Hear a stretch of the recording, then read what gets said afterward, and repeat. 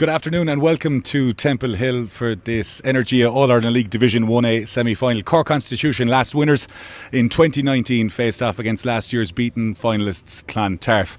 We'll have full live commentary from 2:30pm. Kick-off here is at 2:30pm, and we'll have updates from all other 9 promotion and relegation divisional finals. Joining me this afternoon, no strangers to Energia All-Ireland League themselves, Mr. Ger Burke and Dan Mooney. Berkey, you've been here a little bit earlier than us. The sense of anticipation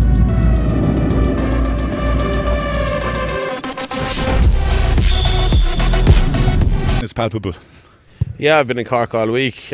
Spoke to Johnny Holland a while ago. I think Cork's probably needed this, or Munster's needed this, a home semi-final. It's been a while. It's been since 2019. You know, that's a long stint. You know, COVID, I know, puts things in perspective, but it's been a long time since we had a home semi-final down this part of the world. Obviously, everyone involved in Cork Con is itching. There's a real sense of occasion. Look at the weather, look at the surface, look at the ground. 2 historic clubs. But what I loved about it is even there's so many neutrals speaking about this. There's been a lot of people here today to watch a cracking game of rugby. I think the product is becoming very, very attractive. Dan, the season overall, we've been speaking about it all week. The leagues are going from strength to strength, and it's a real show, as Jerry said, that there's a real sense and a buzz around Cork, not just from Cork and Clontarf, but also the neutrals today. Yeah, 100%. I mean, I am the neutral. I'm the guy now. For the first time in quite a while, I'm not stressed about a semi-final. I'm coming to watch a game of rugby, and I'm excited about it all week long. I mean, these are two of the best, most consistent sides in the league, and the second versus third thing is a dinger. First and fourth, there's a certain amount of, there's a heavy favourite and there's a not heavy favourite. With this second, third thing, there's no favourites here. This is a 50-50 game of rugby. The conditions are amazing. It's just going to be a cracking day. And if you're a neutral, an incredible product to be able to watch and something to be able to take in. It's exciting, you know. Berkey, let's talk about the 2 regular season round games. We saw a 30-26 win for Tarf and a 27-26 win for Con. How much does regular season form count as you head into a knockout semi-final? Normally probably not a lot. It's about getting to the top 4 in the semi-final is what it is. However, I think context is everything. You know, 2 seasons back, a lot of this Cork Con team went to Clontarf and they were well and truly beaten. They were physically beaten up. There's a lot of those lads that are coming of age now. The Dave Hoylands of this world, captaining Con, leading them out today. You know, he's a different man to the boy that was playing in Clontarf a couple of years ago. And there's many other examples of that. So I think when they went to Tarf in the regular season, they showed that they could be competitive. It was massive. And then when it came to the game here in the second round of the games, I was at it. And Con were by far the better side. Scoreline wouldn't have suggested that, but for me, they played the better rugby. But also a warning sign: Tarf don't need to play their best. They're clinical, they're experienced, and they will punish you if you make mistakes. And they nearly caught Con that day. It was a late score to get the win. But I think psychologically that was massive for Con. I think just going back to what Dan was saying, at various points in the season, this is second v third, but for various points of the season, Clontarf were the best team in the country for a period. Then for me, Cork Con were the best team in the country for a period. Terranure were the best team in the country coming into the latter part of it, and we'll see them later on. But I think on their day, these are 2 of the best teams you'll see. Indeed. Dan, in terms of today, we obviously have a 2:30pm kick-off today. This follows Lansdowne and Terranure, at 4:30 in Lakelands. There's interest all over the country today. We see Wesley play off against Garryono, Belvedere play against Shannon, the likes of Galwegians and Bruff. There really is nothing quite like Saturday in the Energia All-Ireland League when it comes to knockout rugby. No, 100%. I mean, particularly when your side's not in it, you can just sit back and enjoy and watch the whole thing. It's an incredible thing to be able to take in. And the fact that we can do this, we can watch this match, we can broadcast this, we can show this to the world, and then immediately afterwards we can nip in there, we can have ourselves a little pint and we can watch the other semi-final. It's an incredible product to be able to bring, you know. Sorry. Like last year we streamed 2 of them at the same time, which was disappointing. So you were having your audience, but also the weather played havoc. I think this year we have 2 semi-finals on at 2 different times, and it's just made for rugby. You know, the weather here and in Dublin, like, it's just made for so hopefully we get the product that the AIL deserves. Indeed we will. Well, Met Éireann were right for one thing anyways. They predicted sunshine today. Kick-off here is at 2:30pm. A little earlier on we spoke to head coach Andy Wood and Cork Con's Johnny Holland. Andy Wood, Energia All-Ireland League Division 1A semi-final. Dry track, weather is perfect. How's the week preparations been? You know, it's been really good. You know, as you know, it's an exciting time of the year for the AIL overall, and you know, in our context, it's it's a new challenge coming away for the semi. And to be honest, looking at the deck and obviously the conditions above, you know, it's ideal. You know, it's the first time I've actually had to wear a cap this year. So no, it's been, look, it's fantastic, great occasion, great day for it too. You know, The two games in the regular season were absolutely titanic tussles. Can we expect more of the same today? I would expect so. Yeah, I think there's two.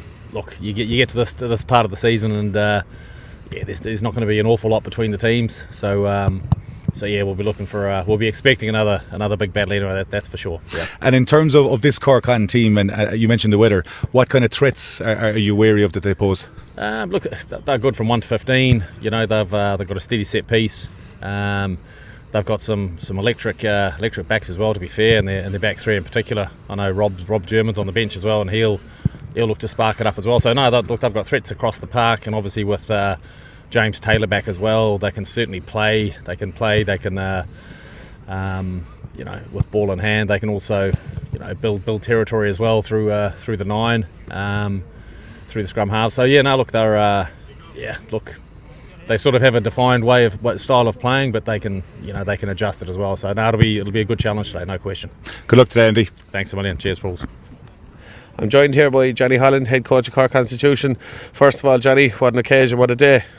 Like the weather, look at it, and I think, like, in fairness, you know, we were keen to get the game back down here. You know, that was always the aim all year, get a home semi-final. But like, if you look at the pitch and the track that we're playing on, you know, it's a compliment to the staff here. But like, you know, it kind of lives up to a semi-final. I think it's the right place to have it. Obviously for us, we're happy to do that. It's a bit of an advantage, but you know, the semi-final will take a life of its own. Absolutely, there's a real sense of occasion around Cork City about this. It's fantastic. It's been a while, Johnny. What would it mean for Cork Constitution to get back to an AIL final?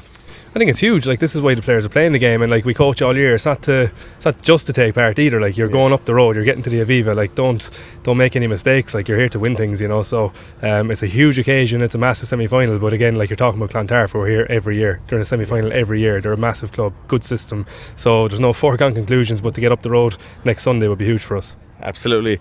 Without giving too much away, Johnny, what are the key things that are going to make that happen for you? What have you got to get right today to win this?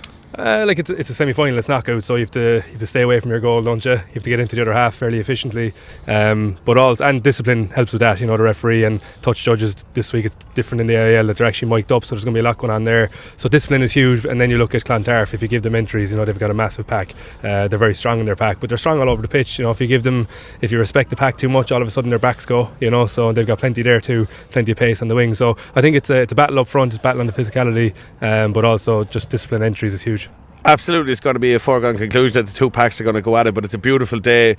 Both sides have played some good rugby. You've scored some gorgeous tries this year, Johnny. Are we going to see some nice rugby played today? That's the plan. That's the plan. You get fast ball, you move the ball, so that is the plan. But you have to get parity or go above that up front first. And you know, if we can get that, and if I think it's just going to be an occasion. People are coming out here to watch rugby. They're going to get it. Absolutely, Johnny. Best luck for today. Thanks very much.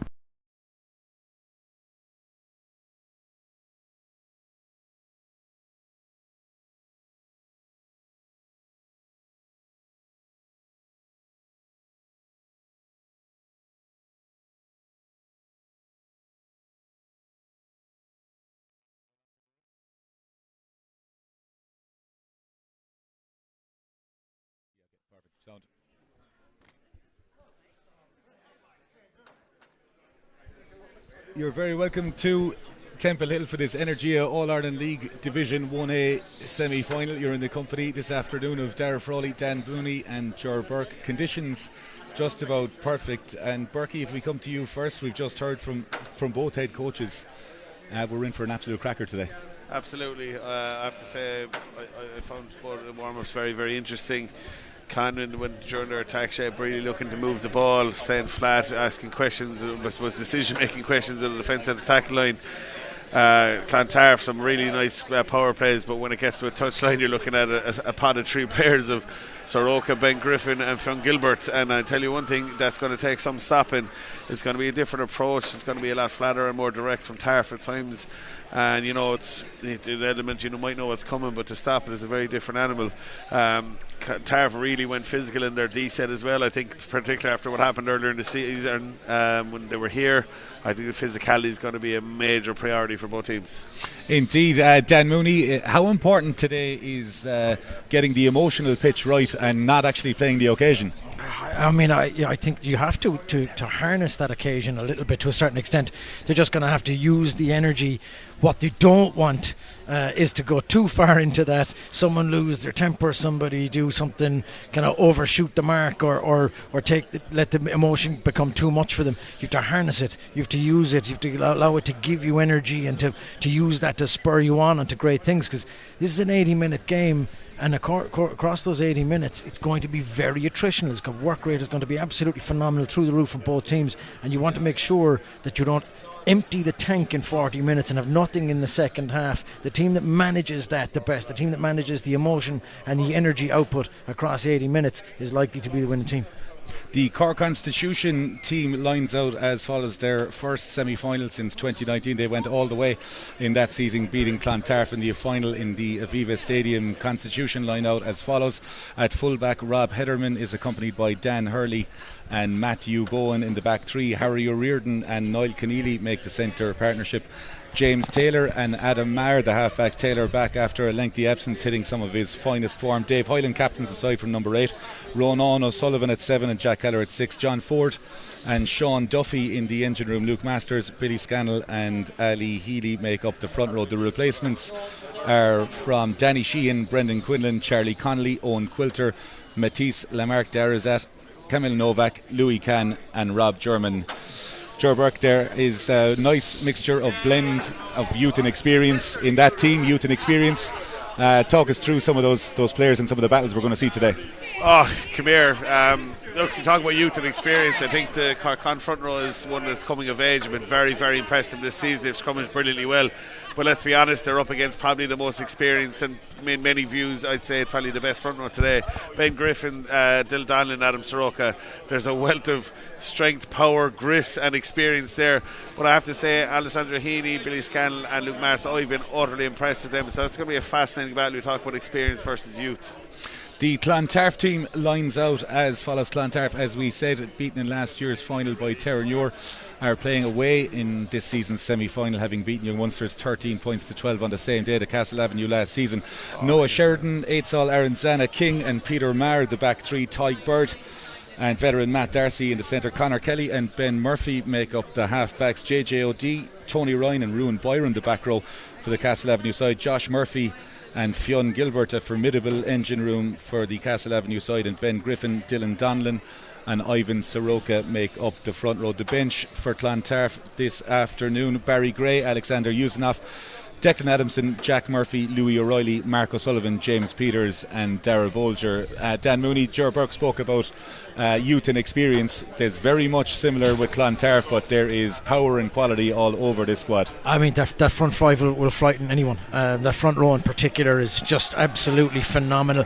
Looking at Soroka and Griffin either side of Dylan Donlan, 20 tries already this season. There's a reason he's got 20 tries. That set piece that they have is absolutely phenomenal.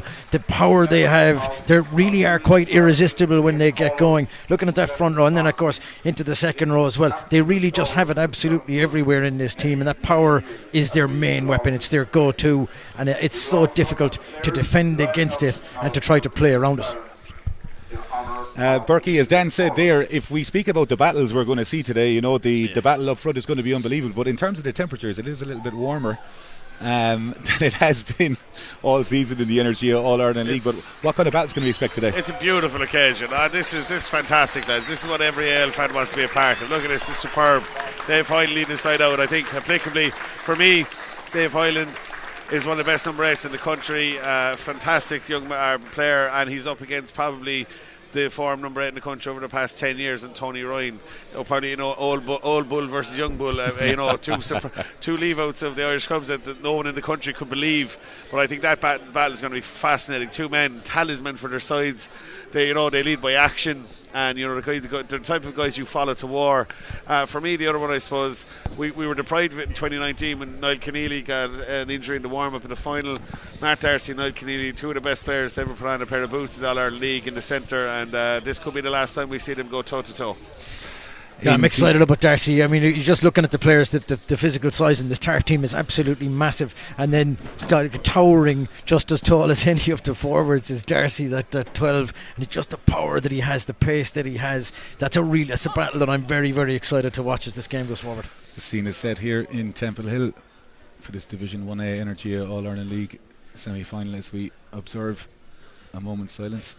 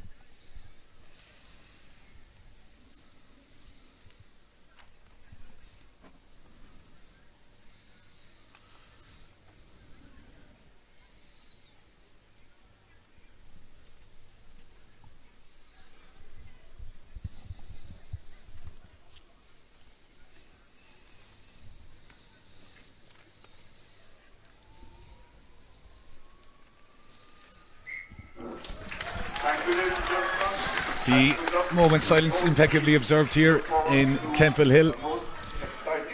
It doesn't come much bigger than this. Ger Burke, Division 1A All-Ireland League semi-final. The dreaded prediction, who are you having? Gun to my head. Cork slightly pending that they can contain the Tarf scrum. Tarf scrum gets on top. Tarf take the spoils back up the road. I'm going to go other way. I just think the size difference, you saw the two teams lining up. I think that the Clontarf have a bit of an edge physically. The size is there, that power is there, and that's the thing that they lean into. I think Tarf are going to shade this one. You spoke about emotional energy, Dan, before the game.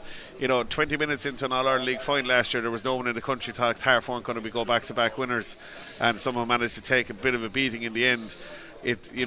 They're here to right a wrong, to get back to the Aviva, to do the business, and they look like in a really, really good frame of mind, should I say, in the place. They're mentally in the warm-up. I think they're going to set the tone physically, and can't match it. And how long will it take for that to happen?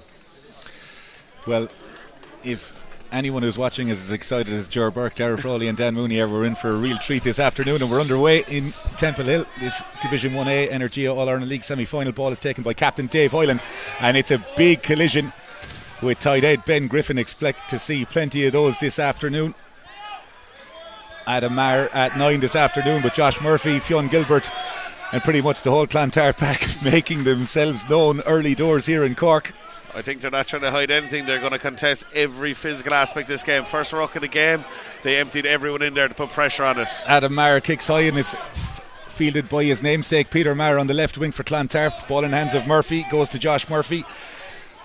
With Connacht last season, finishing his medical exams, and you can hear the home Cork contingent very happy with that. A clear out past the ruck, but Dan Mooney, we've seen a real physical start to this game. Well, I mean, this is what we were talking about when you want to, don't let that energy, don't let the excitement of the occasion go to your head, and that's literally what's happened. We've seen Tarf absolutely piling into those rucks. They're going to make it physical, but then they have to be careful you don't cross that line, concede penalties, concede territory, because that was a really good energetic start from Tarf without the ball, and then to blow a few yards because somebody just wasn't thinking. Taylor's right boot finds a touch down on this right hand side about 15 metres outside, and Berkey, the set piece battle today is going to be absolutely unbelievable. Two exceptional lineouts, and two teams, to be honest, when their lineout isn't functioning well because it's so rare, they've struggled to find their flow. This will be a fascinating battle. Lineout expertise in a plenty on both sides here. Scannell goes towards the front in Highland, the down and pop. Maher out to Taylor to Keneally, seasoned veteran. Keneally gets outside Tony Ryan. It's a great carry there again. Keneally finding Conor Kelly on a soft shoulder and moves on the outside. Taylor again goes out the back. Lovely little carry there by Harry O'Riordan. Couldn't blame him for not wearing a scrum cap there. And Adam Maher is taken out there. Referee Stuart Gaffigan taking no nonsense early, and Con with 2 penalties on the board in the opening 2 minutes. There's a clear tactic from Clontarf that they're going after the Cork breakdown. The first one they were unlucky. I suppose can't probably not expect that deep in their 22. But same again there. The first time there was any remnants of a slow ruck, they're going to pile bodies in. Tony Ryan coming through there, and according to the referee, illegally so. But Conor going to have to adapt to this. Tony Ryan, he's trying to make up for something there because Keneally's absolutely smashed him on the carry, and Tony Ryan has just been blown out of the way, and he's in a hurry to make amends for that. And again, we talked about it before the game, it's that emotional energy and how you use that. Tony Ryan, not happy to be blown out of the way, has come back in too hard and too heavy and from the wrong side. Peculiar line-out D there, Foley, from Tarf, allowing Con to take the front. I'm not sure I'd be going with that ploy for the entire game. Very interesting to see on that front as well with Highland. You saw the over-exuberance almost to get out there, and as Dan rightly alluded to, you don't want to chase mistakes. Tony Ryan slipping off a right shoulder of Keneally on that tackle and chasing that ruck again, but Andy Wood certainly won't be happy with 2 penalties in 2 minutes, and Taylor now has the opportunity to take the lead in this Energia All-Ireland League semi-final. Taylor, right foot, it doesn't strike it as well, but that doesn't matter. It's straight and true. Might be uncanny, but Cork Constitution take the lead in this Division 1 Energia All-Ireland League semi-final, 3 points to 0. And Dan Mooney were delicately poised here. Yeah, no, this is the start you wanted. This is exactly the start we wanted in the game of rugby. We didn't want this to be too cat and mouse. We didn't want it to turn into a chess game very early on. We wanted the big collisions. We wanted fellas carrying. We wanted to see points on the board early, make Tarf have to play this game, have to come after Con. And of course, we're already seeing that 10 battle. It's going to be so interesting. Conor Kelly and Taylor. It's just unbelievable. It's going to have it a whole lot. Kelly left-footed again, finds lovely space. Maher tries to put pressure on, and it's won back by Fionn Gilbert. Has been excellent all season. The big tight headlock made the Irish clubs who were victorious in Portugal. JJOD, steps off the left-hand foot outside the grasps of John Ford. Con looking to go wide here, and Matt Darcy, a household name in the Energia All-Ireland League. Murphy again finds Kelly. Kelly goes out the back. Lovely little step by Noah Sheridan. So versatile is the 15 in those channels, and Murphy again. Con going. Ben Griffin, little show and go there from the big man on the inside. Con soaked defence here, a little bit under pressure. Murphy again finds Dylan Donlan. Over 43 tries in 2 Energia All-Ireland League seasons for Donald, a phenomenal record as Tarf nestle into the 22 of Cork on, and it's Soroka, the loose head, with a carry. That's relentless. A big hit. Ruin Byron, the former Trinity man, there again. Carries JJOD. Con, when they get into the 22, I'm sure Ger Burke is aching to tell us about it, but they like to go power-wise, but Con seem to have turned the ball over there legally, and they're on the move here, and Con like to play from deep themselves, mixing between backs and forwards. Ford showing good hands. Maher trying to calm it down a little bit there as James Taylor calls his forwards in. You'd imagine Con will try and exit from here. Wind just about blustery in on the left-hand side. Interesting attack sequence from Clontarf. Every time they come off 9 or 10, they have 2 if not 3 options coming hard to line, creating a minimum of 1v1s, getting them over the gain line time and time again. Then they get into the 22 and decide to change tactic, where they go to that diamond shape, hand in the middle, allowing Con double collisions. 1v1s, they're going to get over the gain line. If you allow Con to make Darcy with a lovely pass there on the outside to Tyke Bird, who's played a lot of rugby at 15. A lovely lob out to Maher again, but he doesn't quite hold on to it. And the sharp intake of breath from the Cork Constitution fans behind us, but referee Gaffigan says it's a knock-on. Ger Burke has spoken about Con's variance in attack there, but we've seen immediately once Clontarf are on one side of the pitch, then Matt Darcy sees the space and is not afraid to throw a risky pass. No, the defence was there. I was looking at him shaping for the pass and thinking, no, you can't. There's a player running up that's going to be picked off. But he threw it well, he threw it accurately, and I think Tarf were a little unlucky not to make more yards out of that and to turn over possession. Absolutely. To be honest, Dan Hurley, the right winger, shoots up there. You can't give a picture like that to Darcy when he's got time on the ball. He's going to make that read too easily. Con just needs to be patient and go soft and work him towards a touchline in that instance. First scrum of the game this afternoon. The front rows, Ger Burke alluded to it. Just a reminder that this is one of 10 promotion relegation playoff places in the Energia All-Ireland League this afternoon. Make sure to download the AnyScore fan app. Bruff have taken a 3 points to 0 lead in Galway. A huge day in the Energia All-Ireland League. It's an absolute privilege to be here in Temple Hill, and surprise, surprise, there is an exchange of pleasantries between Dylan Donlan and Billy Scannell. They've been talking about this all week, lads. I've been looking forward to this all week. The first scrum, this should be tasty. Ger Burke was outside the gates of Temple Hill at 10 o'clock this morning anticipating the first scrum, and here at 2:39 in the afternoon on a beautiful spring day, the ball in the hands of Adam Maher. But referee Gaffigan has been very consistent in his decision making. He said early push. Ben Griffin, the guilty party, and Dave Hyland has a conversation, and Con say they're going to go again. And Berkey, this is a small bit of a flex here early. It's intelligent from him. He can't allow Soroka to dictate how he's going to set up and bind. And if he's not happy with it, he's standing up, and the referee rewarded him that time. Soroka likes to get nice and tight, not allow Masters to get a hit. A little bit of chest to start the game off.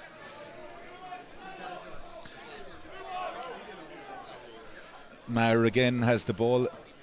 Taylor surveying his outside, has got Daniel Hurley on his right shoulder, Niall Keneally tight to his left, and referee Gaffigan says Soroka the guilty party, and Masters says 1-0. Little bit of a push from Masters.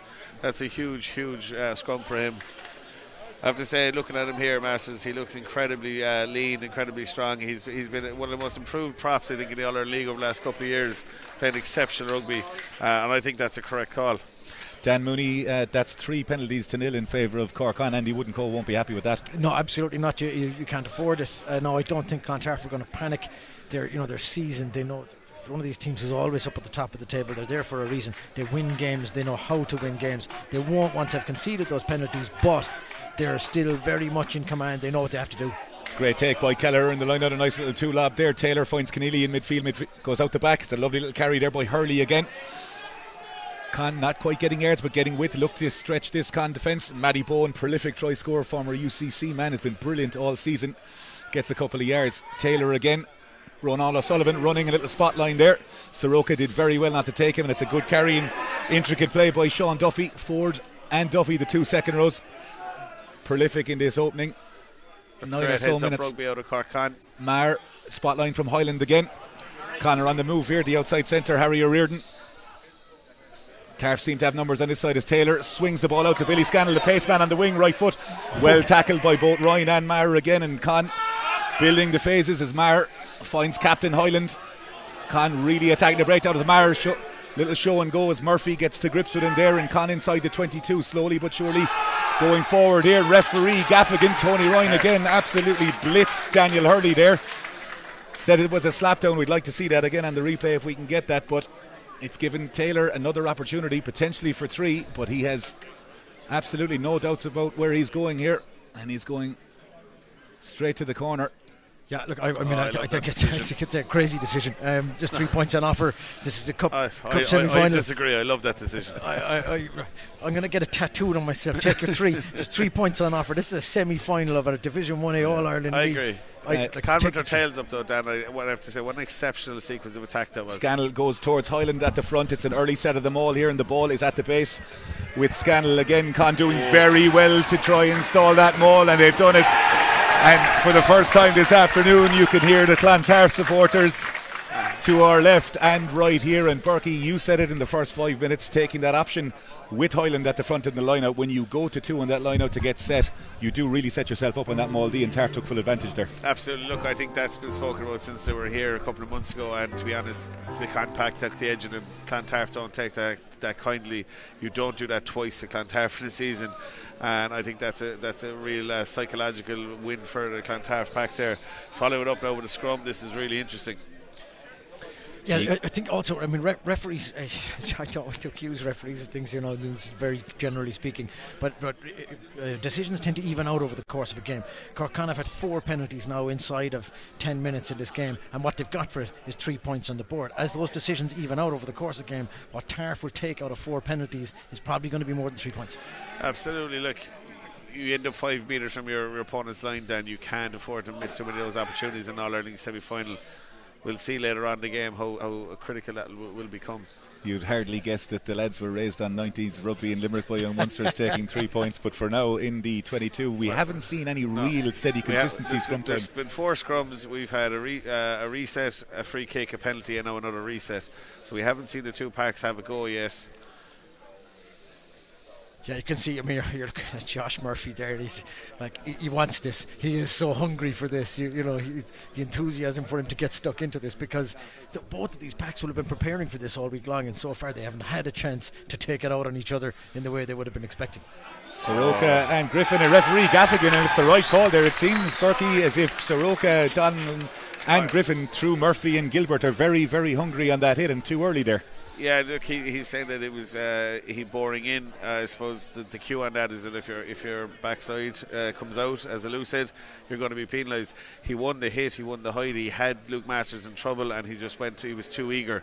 Talking about that emotional energy, Dan, at the start, I think Tarf have fallen on the wrong side of that. They've given away a lot of penalties like that. They were in control of that scrum. They've been in control of a couple of things there. They've been too eager, I suppose, to inflict their physical dominance. And we've seen a couple of just individual reactions from players over the course of it. You know, Byron was absolutely raging with a decision against him. You see him, his arms, his body language suggests a fellow who's frustrated and annoyed. That energy that they have, and some of those decisions are just being done wrong.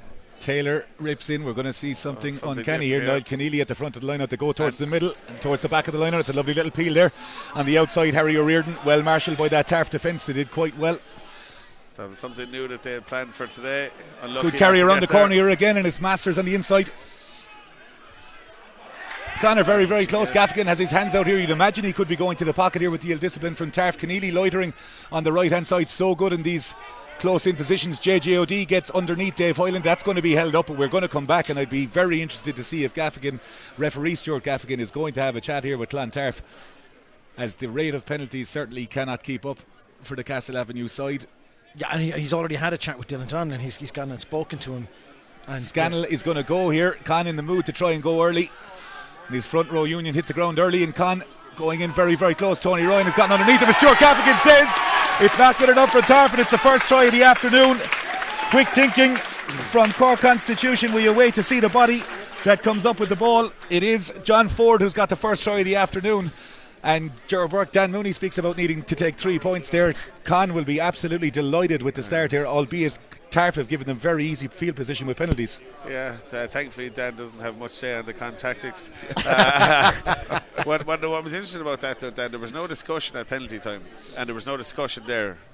Billy Scannell got the ball in his hand. There was no decision. It was they knew what they were doing. So this has been discussed beforehand. The shot earlier was from further out outside the 22. I think they're kind of really laid their marker down. If we're under 22, we're going for scores, because they're going to need to score tries to beat Clontarf. Yeah, and Taylor dispatches the conversion to leave it 10-0. Apologies, Dan.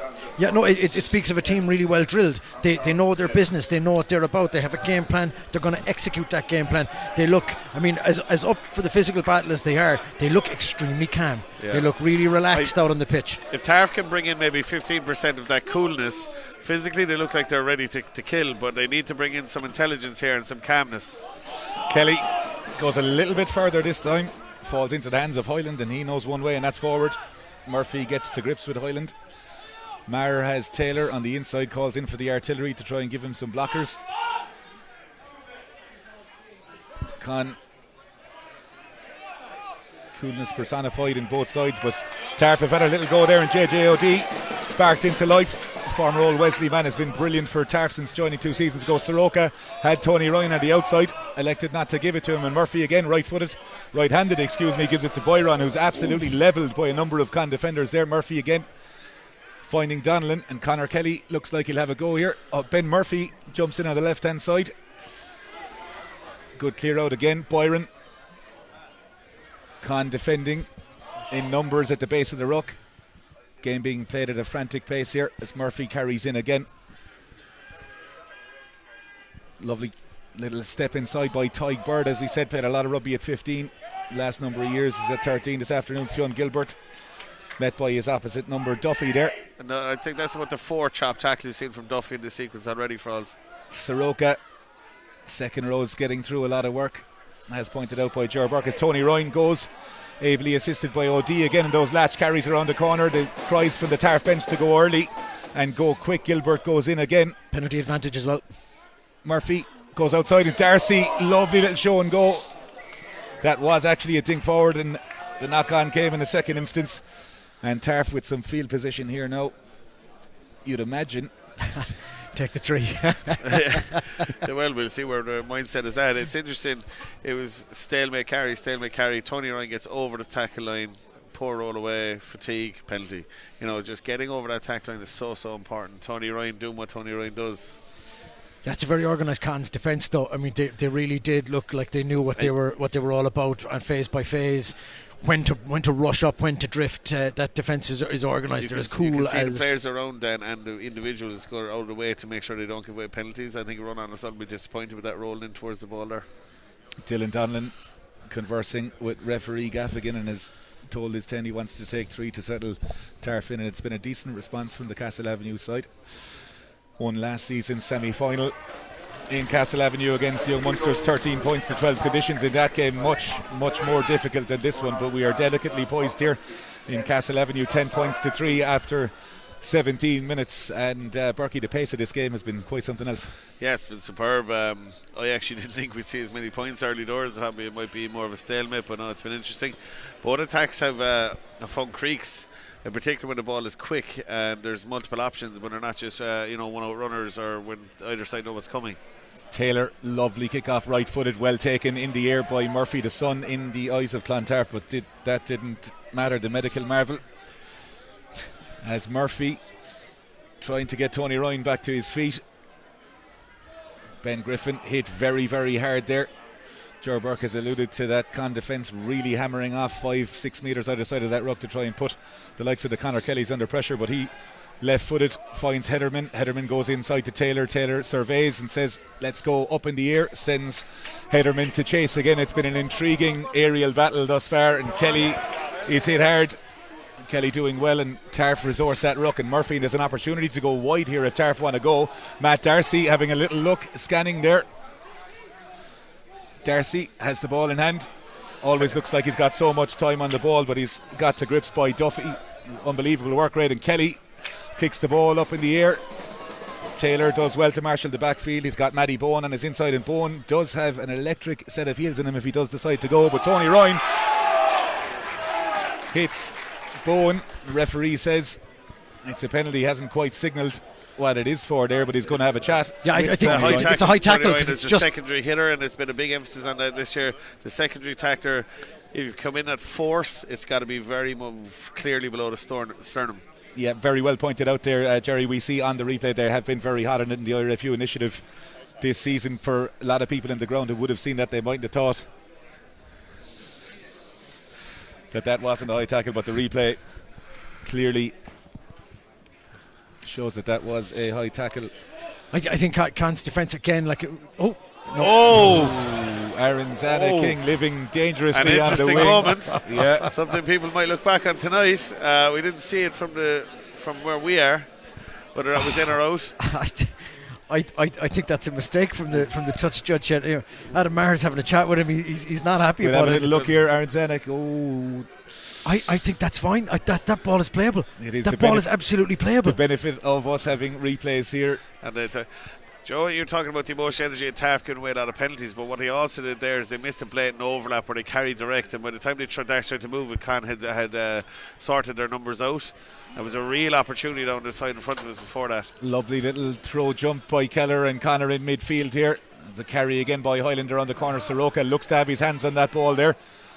Slowed it down. JJOD holding his shoulder there, the open side for Tarf. They won't want to lose JJOD, and he seems to be in real trouble as Taylor goes out the back towards Scannell.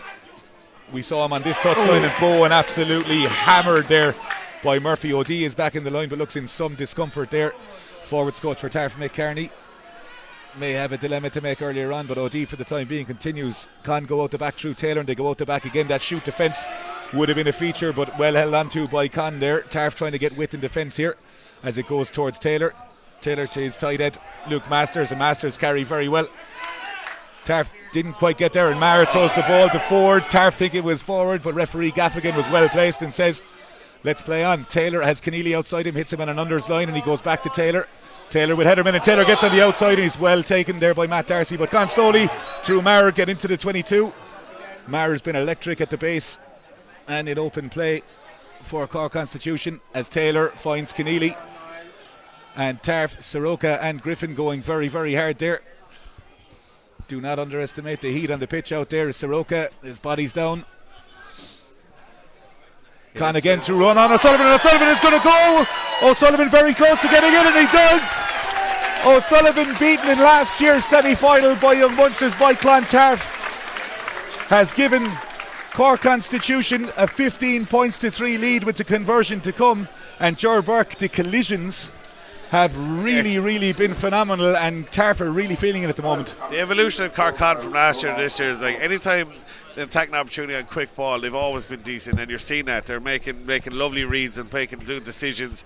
Adam Maher punishing guys when they're not defending Nara, the internal defence right, getting off his way. But when it's been poor and they need to go forward, Jack Keller gave him a go forward ruck out of nothing. Dave Hoyle gave him a go forward ruck out of nothing before that to allows that, and I think that's the evolution. They're able to mix both games now. That's an exceptional sequence of play for Con, and it's a superb score. Yeah, I mean, I'd like to talk about the score, because I love Ronan O'Sullivan as a player, and that's not just because he's a former cookie. His feet are fantastic. He really can step really well for the big guy. But if you could look at it, I mean, I'd love to be able to show Harry Reardon and Bird the difference between how they've performed defensively. Yes. We've seen Reardon cut off attacking options, force Tarf to play a certain way, and meanwhile Bird shoots out of the line and gives space. It's that decision-making process. Cons are getting it right at the moment, Tarf are not. Both sets of packs will be very happy to see the cloud cover some shade here in Temple Hill, as it's 17 points to 3 after 23 minutes. Maher, the star of the show just thus far, right-footed, finds Noah Sheridan, and Tarf answered with a penalty after the previous try. They know they need to get back into the game, as O'Sullivan absolutely hammers Sheridan, and JJOD carries Gilbert. He's met by the loosehead Ali Heaney, and Con are in the groove here on both sides of the ball. Kelly to Soroka hammered by Keneally. Defence coach Brian Scott and Billy Holland down to our right for Cork Constitution, very happy here as Con swarm Dylan Donnellan yet again, but Kelly holds his cool, and JJOD carries. Josh Murphy with that little latch gets some yards, and Kelly again goes out the back to Sheridan. Sheridan looks in his inside, but Con staying alive in that inside shoulder, and Billy Scanlon with a phenomenal turnover, and 3 to 4 yards to carry. And Con here with the ball. Maher looking towards his left hand side, uses Keller as the spot. Keneally gets his hands free again, and Con really in the groove here. Tarf tries them out at the breakdown, but so far it's all Con. And as you can see on the scoreboard, leading 17 points to 3. Taylor finds Healy. Healy's got Ronan O'Sullivan and Masters outside him. The 3-on-2s that are normally executed in training, they didn't expect to see their 7 and tied it outside there. But O'Riordan carries on the inside. There's tired bodies outside, and O'Riordan tries to get a half break, and Tony Ryan gets hands on the ball, but is hit hard on the clear out.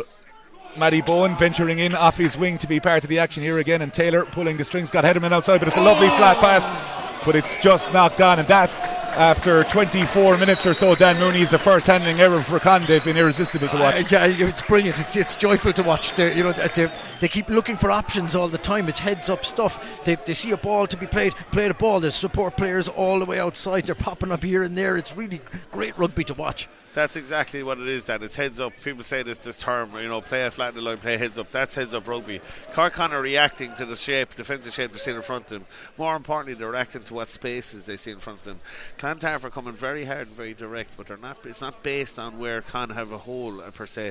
They've missed a couple of overlaps at times. Cork will, if there's a hole at pillar all the way out to the touchline, that's what they're trying to find, and it's exceptional attacking rugby so far.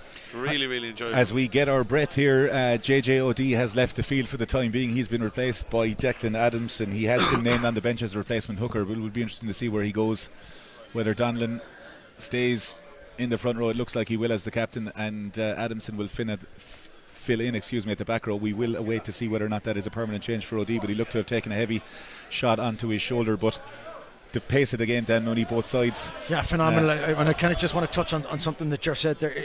We've seen Dylan Donlan make a carry there just a few phases back for Clontarf, and as Ger pointed out, he's brought all of that energy that he has, all of the power that he has. This is a player who knows how to get over the gain line, but he's run straight at a Cork Con defence. It's waiting for him. So there's going to be no change out of that. You're not going to get any joy out of that. Meanwhile, Con, when they're in possession, are finding those gaps. So in finding soft shoulders at a minimum, Dan, they're looking to play, and Adam Maher's asking a lot of questions at breakdown as well, or around the breakdown, which is causing problems for Tarf. Murphy, Tarf's scrum very solid. You'd expect that from the season team, and Matt Darcy finds Kelly on the outside. There's a lovely little pass there to Sheridan. There's a 2-on-1 here on the inside. Murphy running the line. Murphy can go, he's on the way. Murphy's not going to be stopped on the inside, and from absolutely nothing, Clontarf get their first try of the game. Dan Mooney, Ben Murphy, the classic 9 inside line. Darcy makes the inside pass. We'll see in the replay. What a score from Tarf. I mean, this is what they're capable of. We know that this is what they're capable of. It really looked like there was absolutely no space for them to run into. But it's Darcy again, that playmaker that he is at 12. He takes that ball, lovely little pass, and it's super work. A little tip on, I think. The disguise from Sheridan on the inside. Absolutely. So what teams are expecting there is when it comes out the back door, there's one hit and another backdoor option. But what they actually ran there was 2 hit, and they hit the flatter player. Just a lovely little disguise on a play that most teams will be very comfortable defending. I saw him running it in their warm-up, kind of just had a bit of a flash in front, and it was a lovely line. And to be honest, once it's breached, it's very, very hard to defend. Yeah, like, I mean, also, if you're neutral, this is what you want. Like, this is what we wanted. At 17-3, we want to see this one turn back into a game again. Tarf needed that. They've got that. If they add the extras, this is 7 points again, and I just love this game of rugby. Ben Murphy, his father Richie, now with Ulster, is in attendance at the game, and Kelly strikes through left-footed on a perfect day for kicking, goes through the post, and after 27.5 minutes in this Energia All-Ireland League Division 1A semi-final, Con lead 17 points to 10. As we know, first phase rugby, Clontarf are so good. When Clontarf attacked for a sequence and then the ball stayed in play and Con kept the ball alive, the longer that ball in play, Con looked it'll be a lot more comfortable. All this for a tenner if you're in the ground, free tier and streaming. A joy to Absolutely be here, as we said. Fantastic crowd here as well, as must be said. What an occasion. It's great to have it and great to be here. Taylor sets us off again. Murphy, it's been brilliant on the restarts, and Tarf seem to have found a footing here in Cork and are moseying forward. Fionn Gilbert gets out of that maul. Tarf, Ben Griffin standing as first receiver, waits for Dylan Donnellan to get towards him, but Keller and Con stay true to form and get off that line, and Sean Duffy is going to be in at least double figures with tackles as we head towards the first half. Hederman kicks high into the sky, and Sheridan, who made that electric break against his opposite number, does very well to field, and he tries to get an offload there. Has been very impressive, has Sheridan. The opening this half, Murphy, you could see what he was trying to do there, right footed, but very well read by Matty Bowen. Bowen will have been very, very disappointed not to have been allowed play when that toucher's flag went up, and Billy Scannell, another line break by Scannell. He's got Bowen on the outside. Bowen is going to go on the inside. Conor Kelly is not going to stop him, and Matty Bowen steps inside Maher and he's going to put the ball down and score. And Cork Constitution have 3 tries within the first 30 minutes of this Division 1A semi-final. Ger Burke, Billy Scannell line breaks in the heat. This is scintillating stuff. Absolutely fantastic rugby, heads up rugby. You've got forwards and backs linking left and right between Adam Maher putting second rows through holes or adapting to offloads. Niall Keneally the same, and then you have Billy Scannell. That's the second or third time he's found himself in open season. I'm not sure whether he meant to hit Dave Hyland or Matty Bowen on the pass, but Matty Bowen got it, thank God. When he stepped the first time, I said that's brave. When he stepped the second time, I said that's really brave. And when Matt Darcy was falling over, I said that was a little lucky in the end, but exceptional rugby from Con. As Taylor is taking a conversion, Ger, you spoke to Johnny Allen before, and they said that they were going to play, but isn't it so refreshing to see that regardless of the number on your back, 1 to 15, they can all play ball? It's all separate from work rate, Frauds. Like, Josh Murphy's looking for a 50-22 or to pin Con back in their 22, and the pressure that John Ford puts on him, if he doesn't go that extra couple of steps, that kick is executed better, and all of a sudden Cork aren't in that situation. Yeah, I think in the build-up to it, we see Hederman is looking up, and again, I don't want to overuse the phrase that this heads-up rugby, but Hederman takes that ball, he looks at who's in front of him, and it's a second row, it's Josh Murphy, and he just looks at it and goes, yeah, I can absolutely do this guy on the outside, and of course Cons are giving him options when he carries that ball forward, and that's how they get that break, that's how they recycle that ball. At the half-hour mark, 24 points to 10 as Captain Hyland gets outside Peter Maher. Con restoring their lead at 14 points to the good with 10 minutes or so to go to half time, and Maher kicks high. Sheridan has a lot of ground to make up. Looks like it was a slight knock on there, but referee Gaffigan says play on, and Niall Keneally gets his right hand free, so abrasive. It's a very good read there defensively from Tarf to try and cut on the outside. Break on the inside for Daniel Hurley there, and it's well turned over by Byron, and Byron finds Gilbert, and Gilbert saw his opposite number Duffy sniffing for an intercept and decides to hold on to the ball. Murphy finds Tyke Bird, gets outside the first would-be tackler, but again it's Duffy. Murphy looks towards Griffin. Griffin is double teamed by both Keller and Ronan O'Sullivan. The ball was out there and says it's a turnover. Ben Griffin slow to get back to his feet. Maher has the ball, goes towards Hyland, ball in 2 hands, looks up finds an inside shoulder. Maher again, Con playing at an unbelievable pace as Taylor finds Duffy. Duffy looks at Keller on the inside but doesn't give it to him. It seems like there's more than one option at every single opportunity that Con have the ball. Tarf just about slow it down legally, says referee Gaffigan, as Maher finds Taylor again. Taylor hits the front door option and the try score run on O'Sullivan, tackled by Tony Ryan. Maher again goes to Taylor. Hyland says dink it in behind. He does that, and Scannell again finds on the wing. He's got it in his inside to Hurley. Hurley finds Taylor. Taylor is brought down by Murphy again. The pace of this game is absolutely unbelievable. An incredible line there by Harry O'Riordan, but referee Gaffigan says that Tarf were over the ball there, and there's a lot of hands on hips and shoulders, but that attack, and in particular a man that we haven't really addressed, Dan Mooney, is Billy Scannell. He is everywhere in the pitch, making line breaks, getting try assists. It's wonderful to watch. I think there's a number's fallen off the back of his jersey, because there should be 12, it could be 14. He's popping up absolutely everywhere. You spoke a moment ago, Dan, about Dylan Donlan, one of the best players that we've seen the All-Ireland League. How many offloads or passes Dylan Donlan thrown, whereas Billy Scannell has thrown how many passes and offloads so far in this game? Can's desire to keep the ball in play and keep it live and to keep asking different questions. You've got a team who want to strangle you and want to win a brawl. If they don't know what's coming, it's very hard for them to get into the game. And they're kind of doing putting on a masterclass at the moment, keeping them guessing in D. We see on the replay here wonderful interplay by Con, and as Billy Scannell gets some attention. I think Ben Griffin was appealing. I think someone's going to be having a chat with the referee. Ben Griffin felt he was hit in the head in one of his carries early on, as Cork can't turn that ball over. So I think Gaffigan is probably going to be under a little bit of pressure from the Tarf pack going forward now, because they'll feel aggrieved that they didn't get a call there with her. But if to go the other way, like from Brian Scott's point of view, defence coach of Cork, he's talking about opportunities to get a double shot in. You know what's coming off a touchline, and in fairness to Con, they haven't wilted yet. They're relishing this physical challenge so far. It has been exactly that. The physicality in the opening 33 and a half minutes. Is this the first Clontarf line-out? Has been a sight to behold. It is the first Clontarf line-out. Something that Wow. has indeed been a plan from Con to take as much set piece away from them. Con 100% in the line-out thus far. Tony Ryan at the front, Ruan Byron in behind. Sean Gilbert, who's run the line-out very well all season. Billy Holland giving Dylan Donlan some words of wisdom there on the right hand side. But Con's defence with Duffy at the tail, Ford in front, Jack Keller and Dave Hyland at the front. You'd imagine Tony Ryan might take in this ball, and they go just there. Referee, and Dylan Donlan goes crooked there, and it did look just that. And Berkey, as we said, Tar's first line out of the game. They usually physically impose themselves, but at set piece Con are definitely in the ascendancy. A bit of self-inflicted pressure there that led to that turnover, to be honest, from Tarf. That was unnecessary. That could have been a lot tidier. What I will say is that to watch Dave Hyland stay on the ground, having no intention going in the air against Tony Ryan, who a guy you think he'd fancy his chances in the air. Dave Hyland, an exceptional defender, just goes to show the respect Con have of that Clontarf maul. Yeah. First and foremost, it's about them not being put on the back foot there. JJOD has returned to the fray at open side for Declan Adamson, so that is one of 12 rolling substitutions. JJOD, Tarf will be delighted to have him back in their pack, as Con looked to have a go there at this Clontarf scrum, but referee Gaffigan tells Maher to use it, and Taylor on the inside. It's an unbelievable line there by Daniel Hurley. Daniel Hurley gets an easy 10 metres.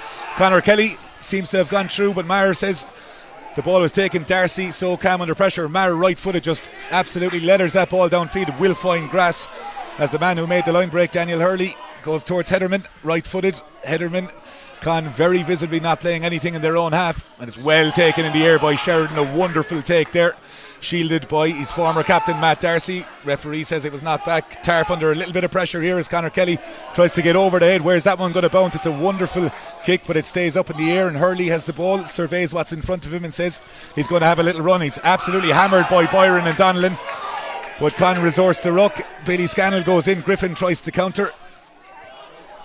Go towards Duffy again. Phenomenal work rate from the big man in the blue scrum cap. Maher calls in the artillery.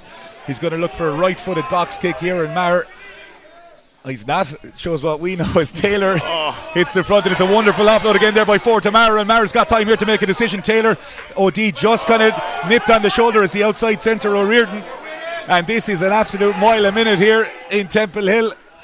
Counter ruck seems to be good from Tarf, and Gaffigan says it's okay. The man with the whistle has been very consistent, has pinged Tarf there on a couple of occasions. The coach Brian Scott on the right hand side telling a number of players to drop there. Can only have one in the backfield as they hammer the breakdown, but Murphy goes back towards Kelly, carried back in, so this will stay inside infield as Hederman. And there's a lot of tired bodies chasing there as he juggles the ball. You cannot take your eyes off this. Hederman goes, and Matty Bowen takes a lovely little line, finds Hederman again. Hederman goes on the outside, finds Duffy, but the ball just about goes. It stays in play as Tony Ryan has it. I think some forwards and backs will try and look for a break, but Darcy says let's play, and he's got it on the outside, and Tarf looks like they could go. It's a foot race, and Keller is not going to catch Sheridan. And much like 15 minutes ago from that set piece where Tarf looked like they were in trouble, they are right back in this game, Dan Mooney. And Darcy at the heart of it again. He's made that break, he sizes up his man, he fixes him. It's basic stuff, but as he does it so well. And the offload outside, and there's acres to play into. This is the disadvantage of keeping that ball alive as much as Cork can have, is that you end up just a little bit fractured, a little bit all over the place defensively. Yeah, but let's be clear, I think that's, Cork, I hope the instruction at half time isn't to tighten things up, because they're playing exceptional rugby. I back every decision they made there. It was a dropped ball, it was a right pass from Hederman. It's a single mistake.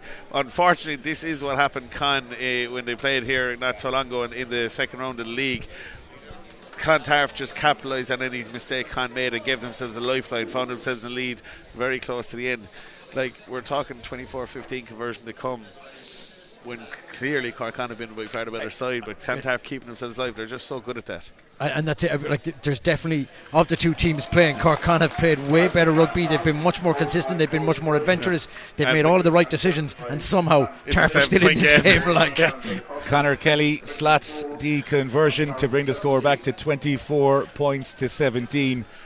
Noah Sheridan has been absolutely electric at 15, both from a safety point of view on the ball and with the ball in hand, an absolute joy to watch. But both teams here to play. I think it's fair to say after 38 or so minutes, everybody who's played in has got value for money. Fantastic. I'm looking there at JT or James Taylor.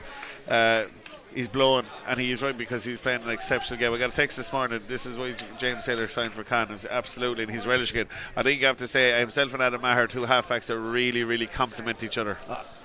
Indeed, they do. Matt Darcy, seasoned veteran with Clontarf, gets some attention, and he goes back in. Some more air in the lungs for both sides as Taylor sends it towards Murphy again, and for the third time in a row Murphy is lifted and Tarf can set up a maul. Matt Darcy standing in that first receiver position, calling in his blindside Ruin Byron, but they go back towards Kelly, carried back in, and Kelly finds Hederman, challenges him to play it out. Hederman steals some yards, was going to kick there.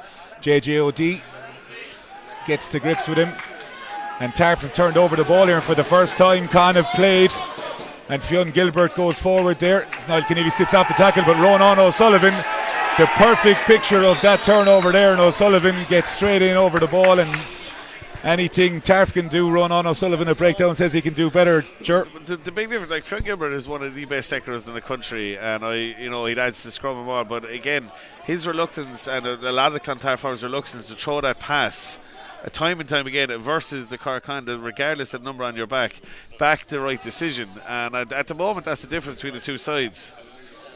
I think, you look at Ronan O'Sullivan, and what you lack in size, and this is kind of one of the battles that we've got here. He's not a gigantic man, he's a small mobile back row forward, but he's playing great rugby. He's making smart decisions, and because he's making smart decisions, he knows when to pass, he knows when to carry, and he gets on that ball and turns that over. Billy Scannell, Con going on a split, go towards Highland. Lovely little flight there from Scannell again, but Tarf getting to grips with that maul. Fionn Gilbert has got Soroka and Dylan Donnell outside. Daniel Hurley sets up with Keneally. Niall Keneally takes a carry again, and Conor Kelly and Donnellan go very hard at him. Dylan Donnellan feeling the effects of that on the shoulder. Calls from the Con faithful to our right that looked high. Matt Darcy asking for a maul. To be an official. As Dave Hyland carries very well there. Excellent carry. Tarf will be reasonably happy as Maher is turned over by JJOD. That's a tired decision. It's a little intercept. Referee Gaffigan says it's the loose head Ali Healy with an unbelievable turnover, but Ger Burke, there is an awful lot of fatigue creeping into these decisions. The decisions are becoming a little bit more 50-50 now that fatigue is set in. But for me, I have to think this can't go out and outscore them and outplay them. I hope at half time they don't decide to go into their box. A very interesting tactic there. So Clontarf are basically giving Con the front of the line of going, all right, we'll take it there and we'll stop you with maul. And what they're hoping to do is stop that maul with as little defenders as possible. So that they have extra men outside. They probably added in one that they didn't need to there, and then because of that it was slow Adam Maher forcing. It has been intriguing as we head into the 42nd minute of this incredibly absorbing Energia All-Ireland League Division 1A semi-final. James Taylor, right-footed.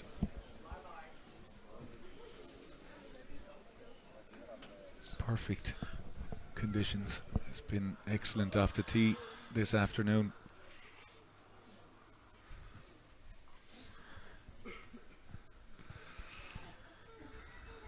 Taylor right-footed, strikes very well, strikes true, and that goes straight through the posts. And at half-time in this Energia All-Ireland League Division 1A semi-final, Cork Constitution lead 27 points to 17. Dan Mooney, what a half of rugby. Yeah, and I mean, overall, you'd have to say Corkán are probably a 10-point better side in the 40 minutes.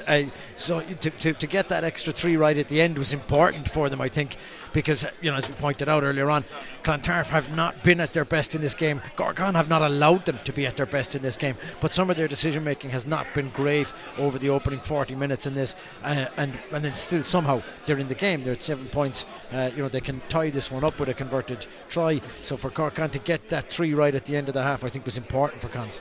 Berkey, you spoke about Con, you didn't want them to go into their shells. We'd seen very much in the game that was 27-26 and 30-26 that this can go to the wire. The pace of the game is something that surely can't keep up in the second half. Why not? First and foremost now, right? Which of the three of us is going for the burgers? I'm on the way. No onions on mine then, right?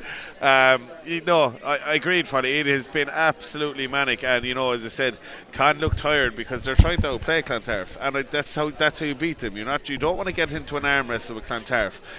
Corkán from 1 to 15 are asking questions of Tarf, not just how physical can you be. Clontarf at the moment are asking how physical can Corkán be, and Corkán have matched them so far. Now you have to imagine those collisions are going to take their toll because Clontarf have considerable size difference, but at the moment Ronan O'Sullivan, these boys, they're matching him pound for pound in terms of dog and fight and everything you want in it, but they're coming up trumps with much more football and making much better decisions with ball in hand. As we go around the grounds in Division 1B in the promotion relegation playoff semi-finals, which considers Shannon in Division 1A at half-time, Old Belvedere lead 20 points to 8 against Shannon on the back pitch in Thomond Park. Old Wesley, who finished second in the league, are 19 points to 14 down against Garryowen in Energia Park this afternoon. Sligo lead 5 points to 3 against UL Bohemians in Annacotty. Queen's University are 24 points to 5 up against Banbridge in Dublin. In the Division 2B promotion relegation playoff, Dolphin are losing 20 points to 14 against Enniscorthy in Virgin Media Park, and it's Wanderers who take the lead against Corinthians 14 points to 7 in Corinthian Park. In Division 2C, Galwegians beaten in last year's semi-final by Bruff. So far it's good news for them, 16 points to 10 over Bruff in Crowley Park. And definitely there is no shortage of drama this afternoon in Temple Hill, and nor from those results or those live updates we've just heard from. Yeah, I mean, I'd have backed the exact opposite to be the final scores in that Division 1B playoff matches. I would have expected Shannon to take care of business at home against Belvedere. I would have expected them to do it comfortably, actually, and I would have thought that Wesley would put pay to Garryowen, but it's actually the other way around in both of those games, with Belvedere up and Garryowen but winning. So yeah, and listen, it was mentioned on the podcast during the week, and it's worth coming back to it. There's always going to be a surprise. None of these 10 matches being played over the course of today in all 10 of them. They're not all going to go according to plan. There will be upsets, there will be surprises, and it's on the teams over 80 minutes. Your life is in your hands, your fate is in your hand for next season. You got to do it, you got to deliver, and somebody is going to do that. Let's move the focus back to today, Berkey. Let's speak about, you mentioned about Tarf with their first line out of the game 38 minutes in. It's been a case of Con executing a plan close to perfection for Johnny Holland, Billy Holland and Brian Scott thus far. Absolutely. I think it's pretty obvious every time Hederman gets the ball at 15, his first instinct is how many metres can I sprint back and to eat up. When he's kicking, he's putting the ball in the air, or he's looking for grass. More than often than not, it's in the air or a carry. There's a clear, distinct plan here that Con do not want to give Clontarf set piece. You saw the one scrum attack phase that they had, which was beautiful execution of Clontarf, but they've had one line out in the entire game. That's not an accident. That's tactical masterclass out of Cork so far. Now 10 points is a dangerous lead, a very dangerous lead, and the benches will have an awful lot to say about this. If you could see the look on Ger Burke's face when he said 10 points is a dangerous lead, it was kind of like a moment where it shouldn't be. But Dan, to Ger's point, you can see Andy Wood is remonstrating. He's trying to really rally his troops. There's a little bit of calmness. We see water and ice packs on heads with Con. What way do you think Tarf need to approach this game in the second half to get back into it? Because as Berkey alluded to, it was one phase for Sheridan's break to get the try, and it was off a turnover. They've been living off scraps effectively. Yeah, they have, but they'll stay. They're still in this game. There's only 10 points in it. I think what they're counting on, or what they will be counting on, is how attritional they've brought that. They've asked that physical question, and eventually, I think that they're counting on is for Cork to eventually the energy levels to drop, to become sapped, and because of that, when that energy level drops, Tarf are going to try and take advantage. They're expecting that Cork won't be able to maintain the intensity that they've had defensively or physically in those 50-50 battles, and that as the second half goes on, when they were looking 10 minutes left to go, that's when they'll turn the screw, and that's when they'll get their scores. Probably said the game can't keep it in pace. The Cork defensive effort can't sustain that for 80 minutes. Some of the body on the line shots there, the bravery, the work rate has been absolutely phenomenal. How long can they last, and then what can the bench do, are the questions that remain. It's a fairly aggressive team talk that seems to be happening with Clontarf. I was just having a gander it over there. A lot calmer in the Cork area. I think you're going to see a fired up Clontarf come out here second half, and again, it's just more of the same for me, please. Indeed, it will be. Well, one thing is for certain, there is 40 minutes for either side to book themselves a place in this season's showpiece final, Sunday, April 28th, next Sunday at 4 p.m. The game live on TG Car. The winner of today's game will face off against Terranure or Lansdowne, who clash at 4:30 p.m. That follows this broadcast live on Irish Rugby TV. Dan Mooney, we've been absolutely spoiled thus far. I asked Ger Burke for his prediction before the game, and you said your prediction. Are you staying true? I mean, a 10-point lead with 40 minutes to go. I'm at this point, I'm kind of rooting for Con, and I never thought I'd ever say that as a young Munster man.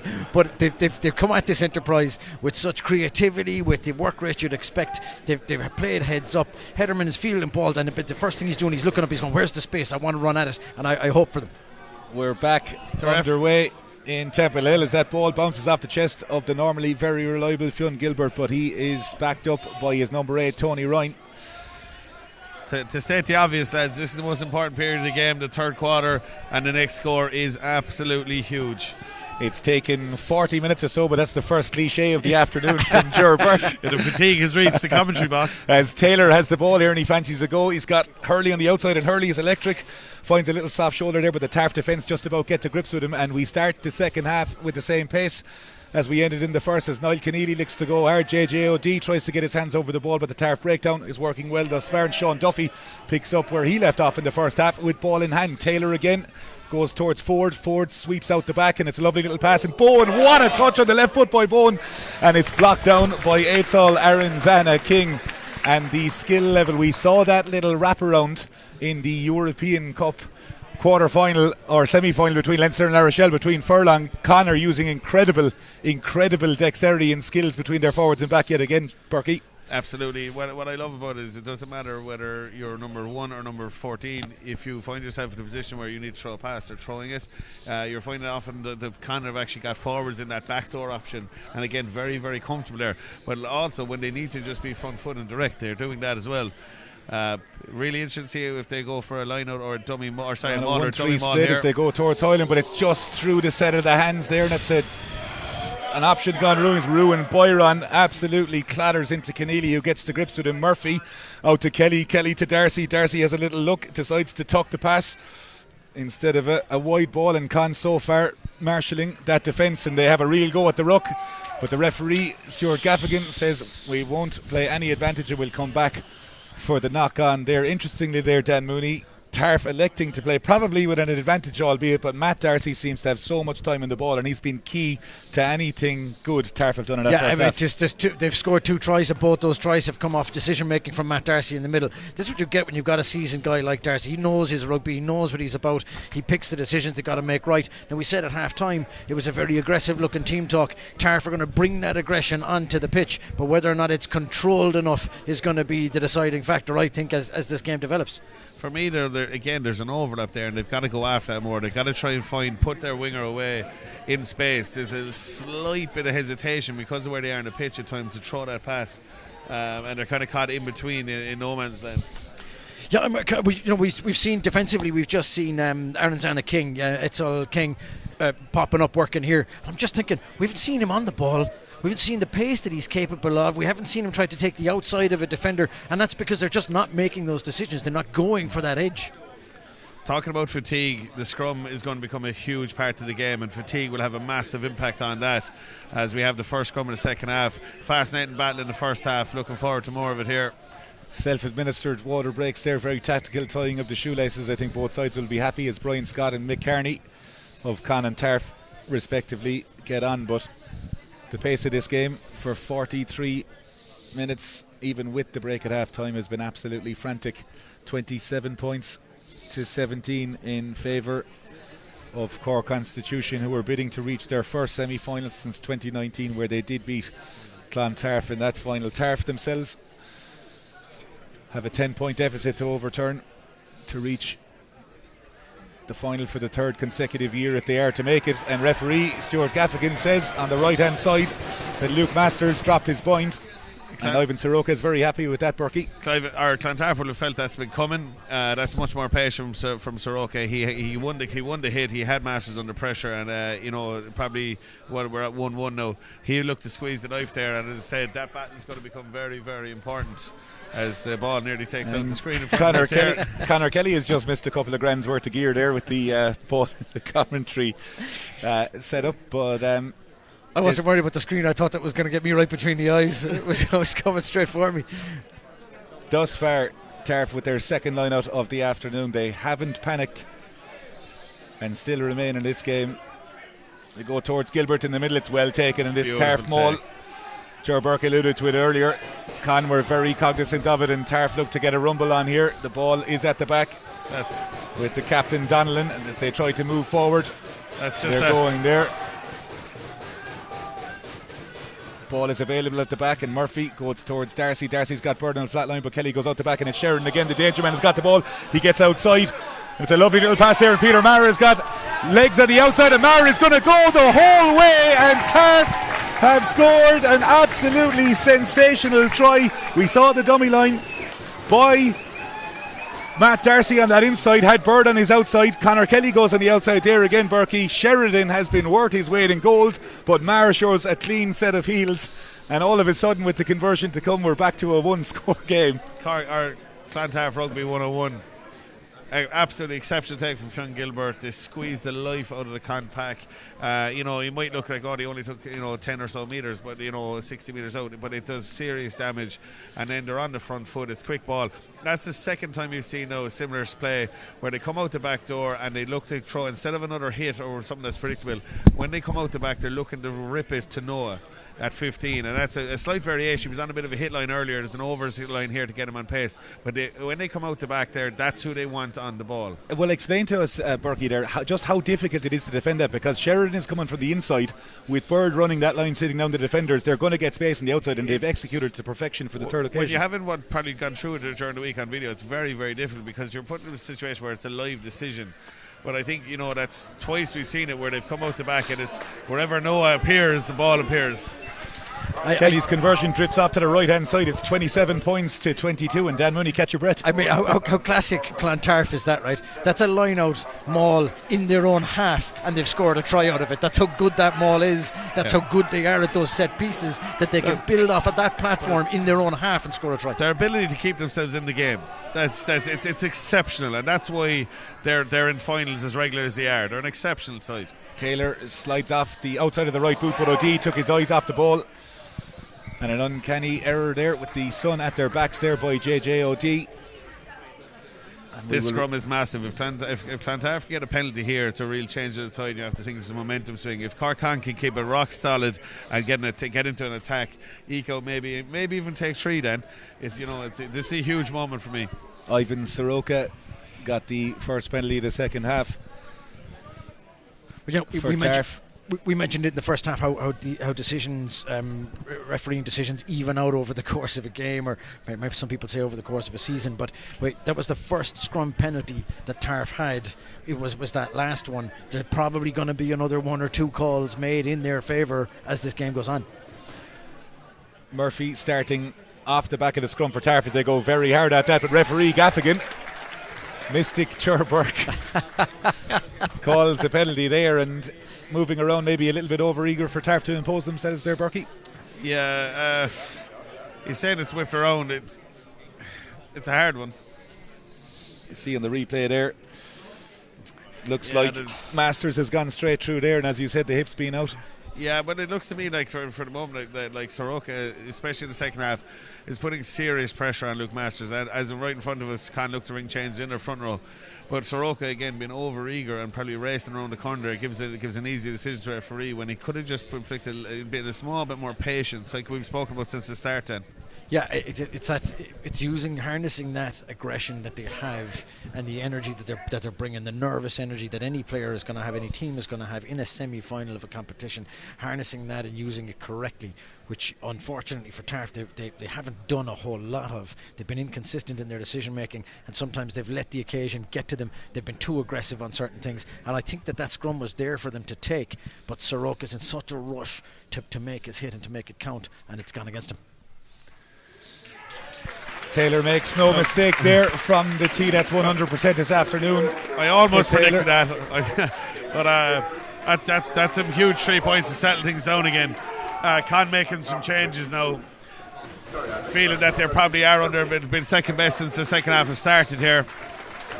Well, we certainly haven't. Luke Masters exits the field after an exceptional 40. Probably the right decision. Billy Scannell coming off for Danny Sheehan.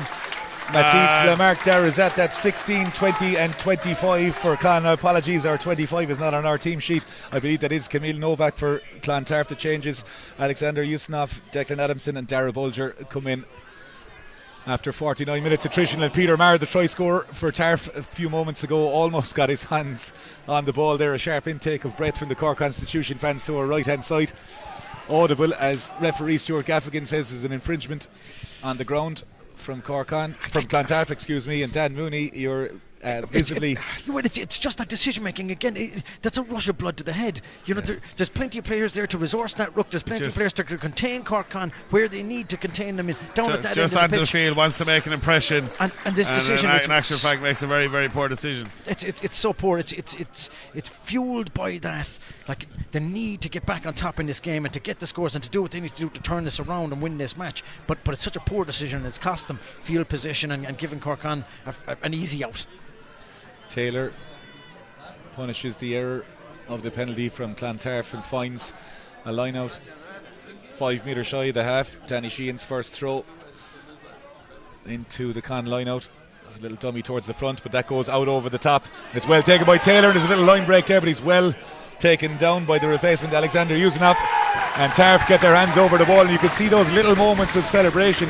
But Berkey, one thing that you have picked up on is this Tarf team does not panic. They've found a way to get back into the game, but with those little indiscretions and penalties, as the clock ticks on, they can ill afford any more of those. At the moment, for me, Connor tired. First half, they expend a lot of energy, emotion, and just to stay the way they have.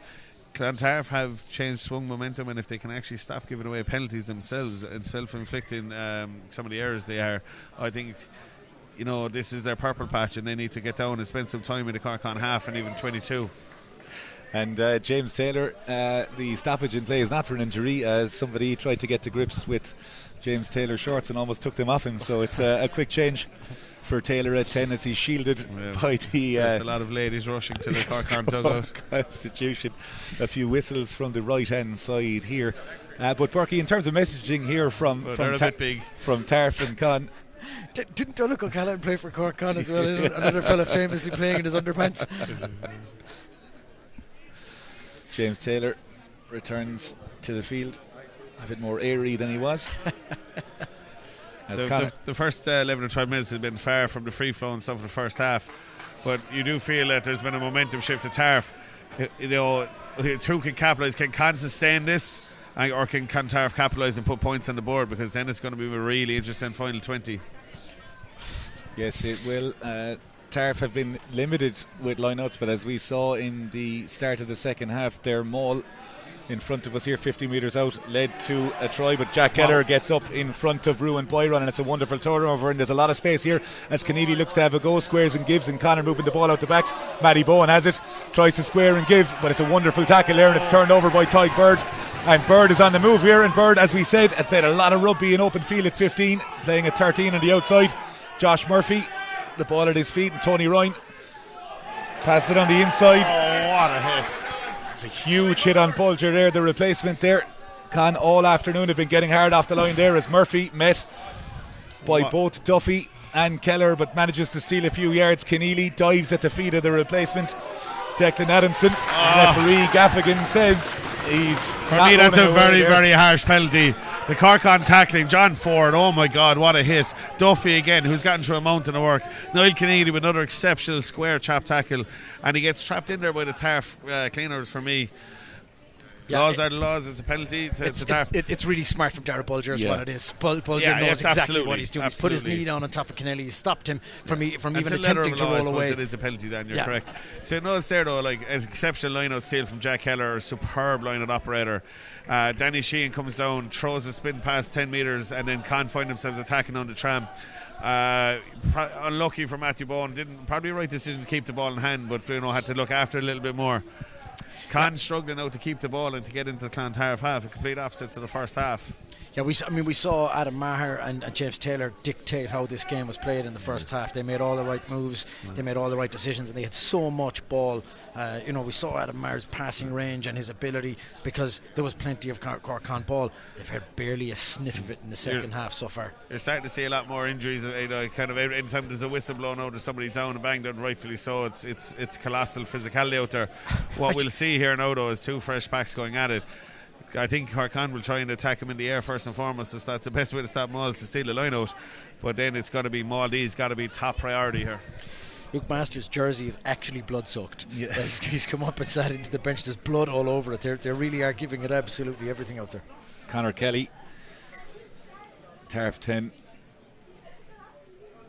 He's been brilliant with the boot all afternoon. Tarf, the forwards with a meeting of the minds there. The last line out, they tried that little throw jump in around the 30-40 channel, Berkey, and it was picked off by Keller against Byron. You'd imagine Gilbert will either take the ball on himself or look for the space with Tony Ryan at the front. They need to get primary possession, and we've seen what a weapon their maul is. Well, it's going to be more of the same. They go towards Gilbert in the middle. Lovely little dummy by Byron. They roll on the outside. Eidsall King shows a little show and go to the right hand side.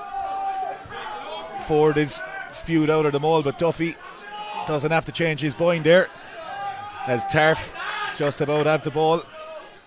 Gaffigan says the ball is available at the maul, so we play on so far. Big con defence there again at the ruck. Kelly looks to dig in behind. Darcy is checked, and he looks to go, and it's going to bounce for Bird. It is, and Tyke Bird has scored an incredible try. Wonderful acknowledgement to the space between Kelly. The call came from Darcy Dan Mooney. You said he's been instrumental in everything. Even when he's not touching the ball, he's calling what's on. What an unbelievable try. He knows what's on, and there's two of them there. Like, there's a little queue forming for that ball as it's bouncing up. Darcy could have scored that. Bird gets it, but Darcy's made it. The pre-game there, you'll see in the replay, Eidsall King runs to the right there, Berkey. That is pre-planned to drag the 15 out of play. It's like, but it all comes from the maul, and people say, "Oh, well, it didn't do much damage." The level of energy it takes to stop that is unbelievable. And then they find themselves with an empty backfield, and it's just such an intelligent read from Conor Kelly. I'm sure Matt Darcy's seen that, coach on the sideline has seen that, and a most delicate dink in, where they say 3 options really to get their hands on the ball.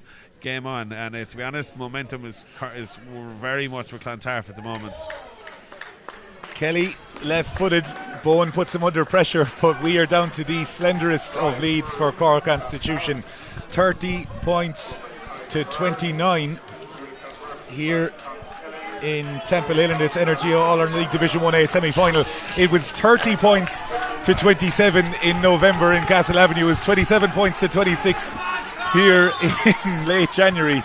It is 30 points to 29, and we still have 23 and a half minutes left to play as Taylor restarts, finds Tony Ryan. Tarf solid off this restart, and Ryan hammers into John Ford. The Clontarf bench not happy with something there as Conor Kelly sends Rob Hederman backpedaling, and Hederman sizes up, kicks it up into the air. Fionn Gilbert tries to put him under pressure. Kelly looks so relaxed with the ball as Hederman tries to get there.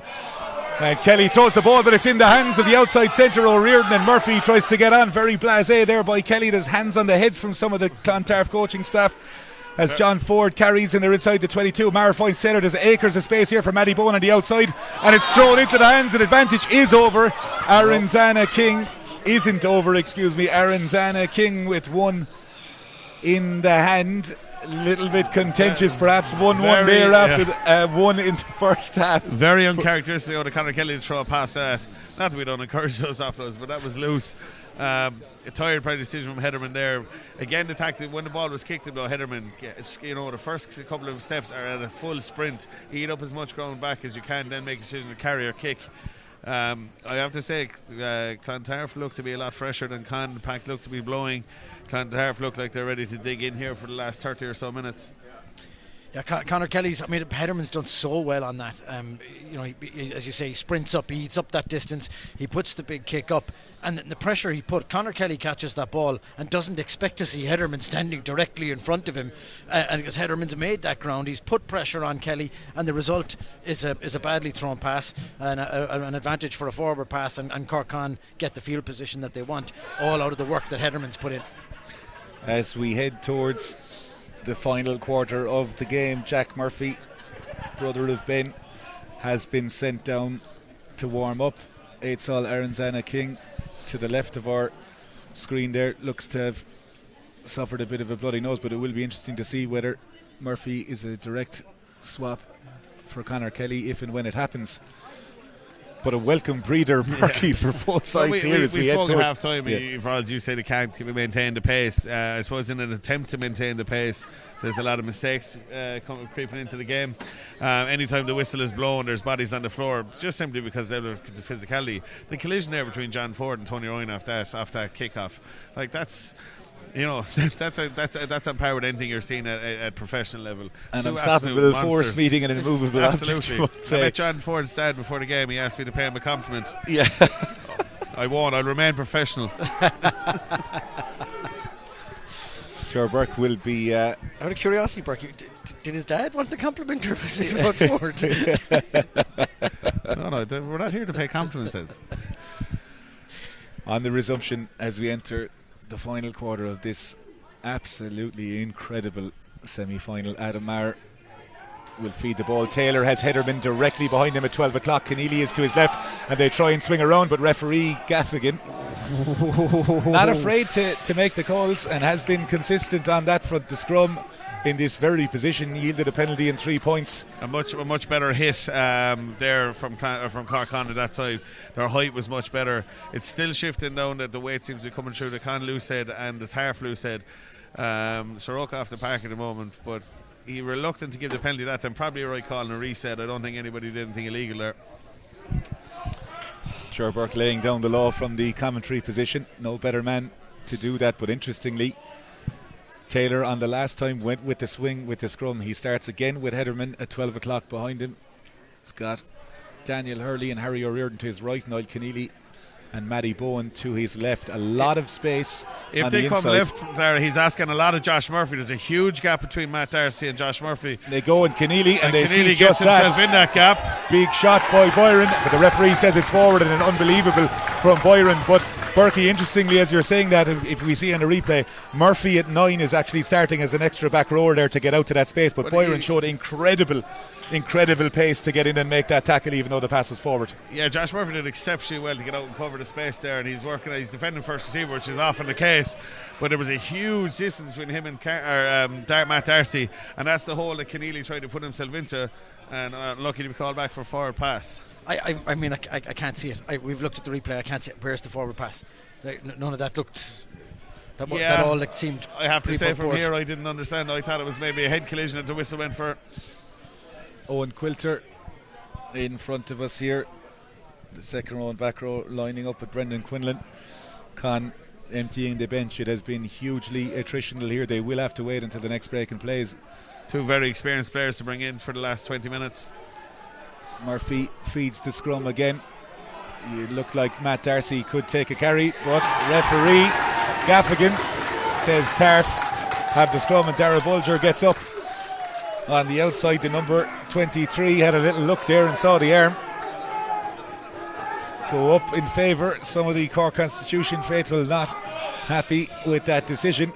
Yeah, so it's on the tight side, and the referee is saying that one of the players has scooped his hand in and just rolled that ball back. I'm trying to interpret that myself. Then did the players maybe scoop the ball back to the Cork onside with a hand on the bind on the far side? The player drops his hand in and scoops the ball back out of the scrum. Two fresh front rows on there. That looked like a really good scrum. A lot of pressure going through it, and then eventually it gave way. He's wise, this is a referee with a lot of experience. He's yellow carded you a couple of times, Berkey, in the course of your career, but he knows these antics. He's seen this. He's seen it all before, Keller steals the line out. Has been brilliant all afternoon, disrupting Tarf as Gilbert doesn't take the ball, and Keneally goes through Taylor. Wonderful show and go out to O'Riordan. O'Riordan finds Hurley. Heatherman trails on his inside, and Hurley has got a lot of yards as Connor about 4 metres in from that right hand side touchline. Maher finds Taylor again, the little spot pass.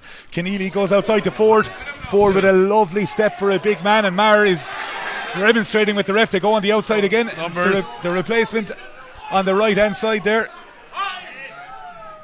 and Con really upping the gears here. Con bench has been superb since they've come on, adding real energy and life. The score here is really important for them. Con again looking to go. Tarf just about getting to grips, and referee Gaffigan has given a double blow to whistle. There will be a conversation, more than a conversation. There's going to be a card here. No, Dan Mooney. Do you take your 3? Captain Dylan Donlan. Absolutely take your 3. Will go to the bin here. There was absolutely no hesitation from referee Stuart Gaffigan. Do you go for the scrum? Dylan Donlan with Dylan Donlan out, they've just taken the scrum, so they've listened. That's smart. It's a really smart decision. It's going to eat some time on the clock. You're in the position you need to be in. That's just what we were there then, wasn't it, in Greenfield? No matter what, where, or who. Well, it means now with a player down, they're going to have to bring in another forward, another front row to replace, and that's going to reduce numbers out the back. And this gives if they can get a solid hit on this scrum, then it gives them a massive opportunity out wide. Again, off the turnover though on the line-out, it's absolutely sensational line-out read out of Jack Keller. The urgency to move the ball to space for Cork is really different to what Clontarf are doing in a similar situations. Once they got to a touchdown, the pace at which they're playing the lines, and again the Con bench made huge carries, huge energy. John Ford with a gorgeous line. We're coming out kind of S-shape, dropping in rugby league style. Jack Keller again. You do feel like Con need to probably get a try here. Yeah, Barry Gray. I think Tarf are not done scoring, in my opinion. Barry Gray, the replacement hooker for Tarf, comes in. We see number 18, Declan Adamson, limping out there. So Tarf will go with 7 in the scrum. James Taylor getting a little bit of treatment there as well. There is an air of tension building in Temple Hill here. Scores from around the grounds in the other 9 promotion and relegation playoffs will be at full time. The lads working hard back in studio there. We have seen some scores, but we need to wait to verify those. It's all set. Maher plays the ball at the back, and Tarf under real pressure there in that penalty. And a punch in the air of Danny Sheehan.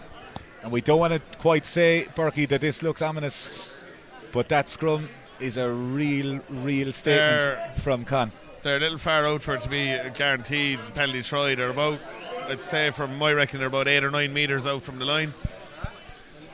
Yeah, I think Ben Murphy needs to be careful here as well. Like, that's an absolutely unnecessary shove on Adam Maher at the back. He's pushed him onto the ground. That's more of that decision making. What you're doing there is telling a referee, I'm under pressure, and I'm not making smart decisions. For me here, this is really important. Like, if Con have the pressure on, keep the ball in, fine. But if in any bit of doubt, keep the ball in. Trying to make a change here in front of us, but it's not being allowed as the clock is back on again. They're trying to get Ben Griffin onto the pitch. Jack Murphy has entered the fray for Tarf. And referee Stuart Gaffigan says that has come up in the scrum. Tarf trying, as they might, trying to get Ben Griffin back onto the pitch here. Whether or not they'll be allowed. That's exactly my point there. Like, don't force a look for the penalty here. If it's not on and you've got the front foot ball, let's just play and back your attack. I mean, I've seen referees penalise that. I've seen referees put their hand out, and that's 2 in a row. But in this case, again, he's making smart decisions all day. He's been making brave calls as well. I think he's had a fine performance, actually, the man in the middle. You have to remember Cork are player up here, so like once they've got front foot ball, I'd be looking to move it. Unless it's blatant that they have dominance, I wouldn't leave it in. They've got a 2-2 on the right hand side. James Taylor can sling that ball to Hurley, and Maher goes towards Keneally, and Keneally knows one way forward, and Keneally is going to go under the sticks. And Niall Keneally, the man who has missed an awful lot of this season, has come back in. And Berkey, we spoke before the game about him being a big game player with just over 13 minutes on the clock. He is just that. Between the head of hair and the actual sidestep, I didn't realise it was Keneally until I saw the 12 on his back. What an exceptional bounce off the left foot. Just gets on a soft shoulder, and once he's in that range, you can't stop him if you don't meet him square. Probably a bit of a bounce or a bit of luck there for Cork. What we speak about the home side getting, but for me that was pivotal. They had to get a try there with all the pressure they had on him. I tell you, Adam Maher's done so well, because that ball squirted out the back of that scrum. He realised that late, and he still managed to throw an excellent pass. Adam Maher, both pairs of halfbacks have been outstanding today. Taylor's conversion. Taylor, you can see he was getting some attention on that calf or hamstring, and he is not at 100%, but he will stay in that pitch until he's dragged off. The lead is back to 8 points. Tarf will need 2 scores, down to 14 for the next 5.5 minutes as Matt Darcy claps his hands. Tarf have not panicked thus far in this game and are going to need a big finish as Hyland, the captain, who's been brilliant all afternoon, carries forward, eking some yards there to get outside the 22. Brendan Quinlan in for Con has carried very well again. Cool heads needed here from Maher as Taylor barks the orders. Gilbert tries to put a little bit of pressure. There's an awkward flight on that, and Sheridan feels the ball. Just looks so comfortable, does Sheridan. Has been to the fore of everything good that Tarf have done and has yielded tries and assists this afternoon. Murphy again finds Darragh Bolger, the big man, back in as Murphy finds Darcy. Darcy is swarmed by Keneally, 2 men who know each other all too well, have been household names for the last decade or so. As Josh Murphy goes, Cork are really focusing on that double hit, chop focus any time they can. You get the feeling Tarf will have to try and take a risk here with 1 or 2 passes as the Con defence has soaked up. As Bird goes out the back and Sheridan gets in off the outside, and Sheridan again would step you in a phone box, and that ball doesn't quite go to hand as it just goes off Tony Ryan. Con here can smell blood as Taylor right-footed and is inside. They will look for a 50-22. I think that was passed back in. I'll tell you something, if you like defensive rugby, that's an absolute masterclass over 4 or 5 phases. Con's intensity, the willingness to work, and the driving Clontarf back and back phase by phase, and I think that's resulted in a 50-22. It's a defensive set Brian Scott, I think, will clip out and be very proud of. the amount of double shots, never creeped offside, never an inkling of a high shot. Jim Peters is in place of Ruan Boyron, the big second row, as the changes roll in for Con as well. Louis Ken and a certain Rob German back after a long sabbatical. Berkey, Con calling on big experience, and Tarf also rolling the dice with the bench. Yeah, John Ford, in fairness, put his body on the line today, time again. Was a bit slow to get up off the ground after that last collision. Makes way for a young Novak, an exceptional and exciting prospect for Con. Rob German, I've seen him a couple times this season. He may be pushing on in years, but he certainly hasn't been playing that way. He will relish this opportunity. Maher tries to break through, and German looking for that little offload there. Would have been some introduction. And Con here in no mood to let up. They know that another score would leave Tarf at a real mountain to climb as we enter the final 8.5 minutes or so plus stoppages. Con exactly where they want to be. Tarf under the pump, but we've seen the Castle Avenue side show real mettle and grit to get back into this game at several stages this afternoon, as Maher again breaks on the outside. Tarf trying as they might to go, and referee Gaffigan says he's signalling for offside there. I believe that the penalty will be to Tarf. Con's not in possession when he's from his hand signals. I think what he's saying is they made it clear from an offside position. Yeah. They didn't come back and enter through the gate. Okay, is my interpretation of it, but again, we're a little far away. Louis O'Reilly enters the fray for Tarf here, has played at 9, the former Trinity man. We've got two Murphys out there in Ben and Jack. Conor Kelly has left the field, changes galore for both sides.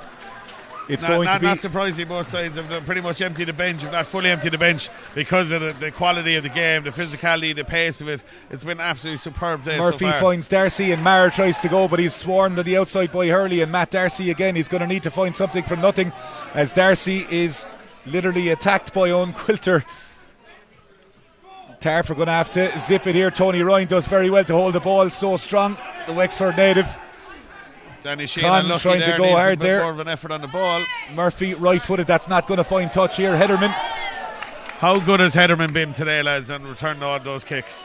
Hederman looks to go, gets outside Jim Peters. Lots of tired bodies outside there for Tarf, as Can goes outside. Little show and go, and Tarf trying to play there in the hands of Dave Hyland. He's got real yards there, the captain, about 16 or so metres short, as Tarf trying to claim that there's men off their feet. Turnover.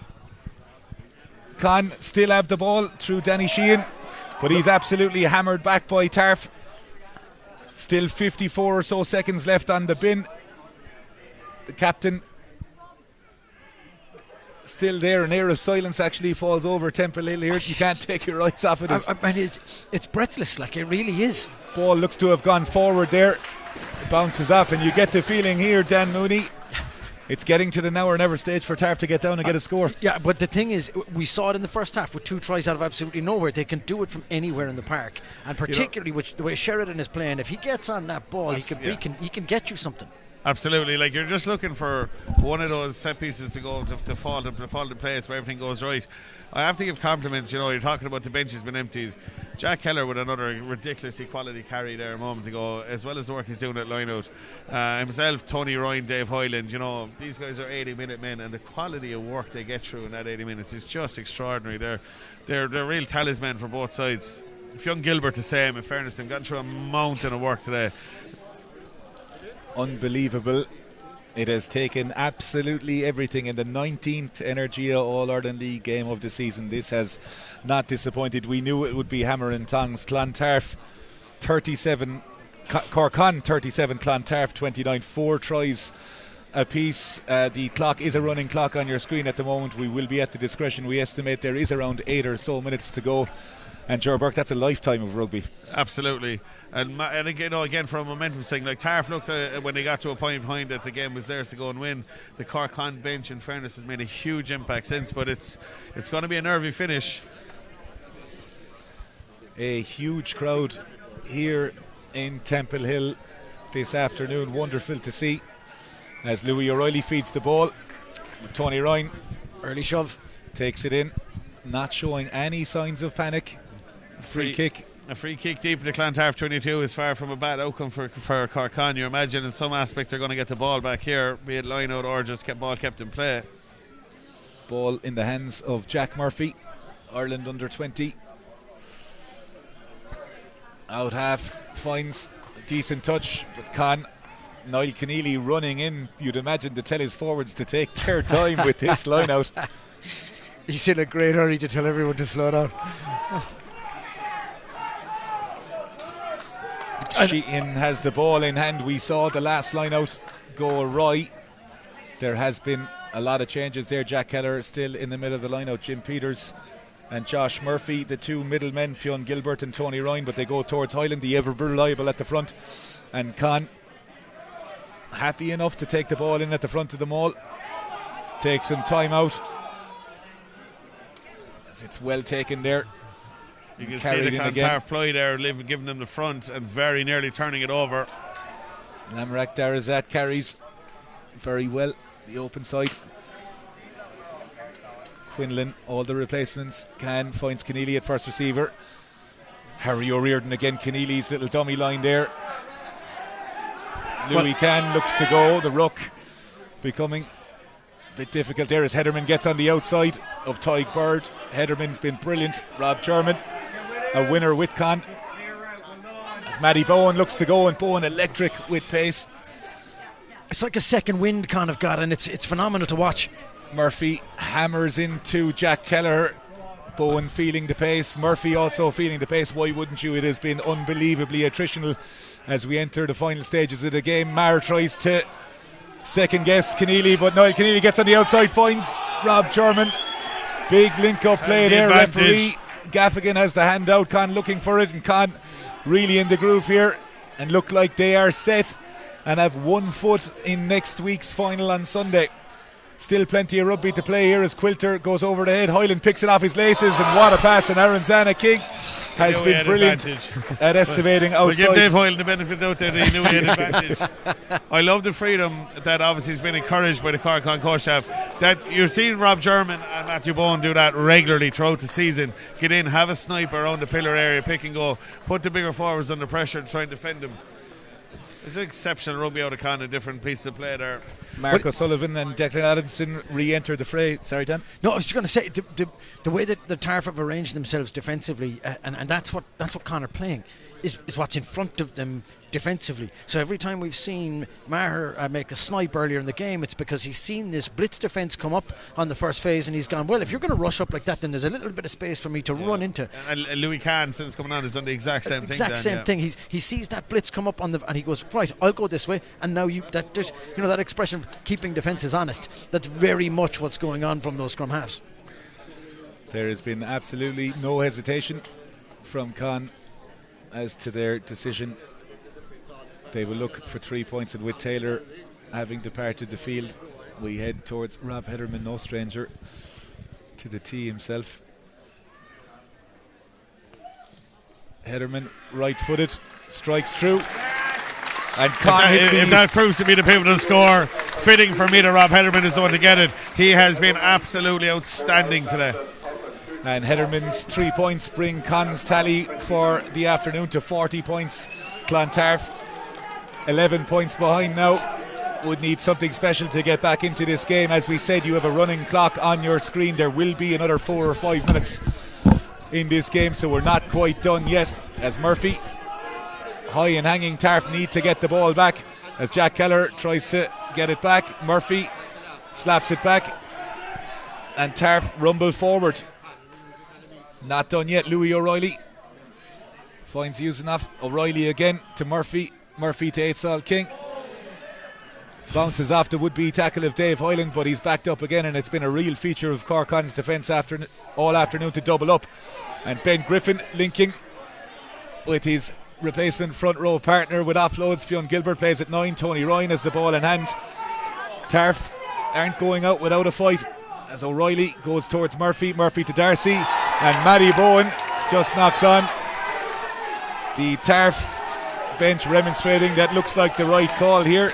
Yeah, emotions very high on both sides, but Matty Bowen, we might see in the replay there, doesn't look like anything sinister. No, they want shoulders. He goes for a tackle. Yeah. They want it for Tilbury, but it's not. Very vocal Clontarf supporters, to be fair, have travelled a long way and have been excellent all day. I can understand their frustration. The quality of the collisions, lads, today has just been outstanding. From both sides, it's just been a joy to watch.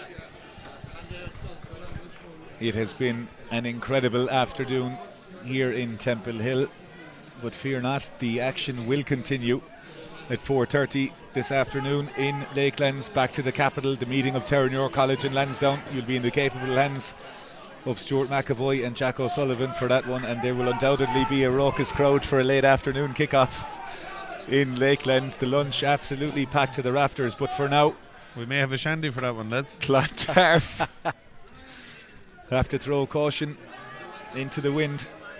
Two scores. I mean, if any team can do it. Murphy has Darcy. He goes towards Bird.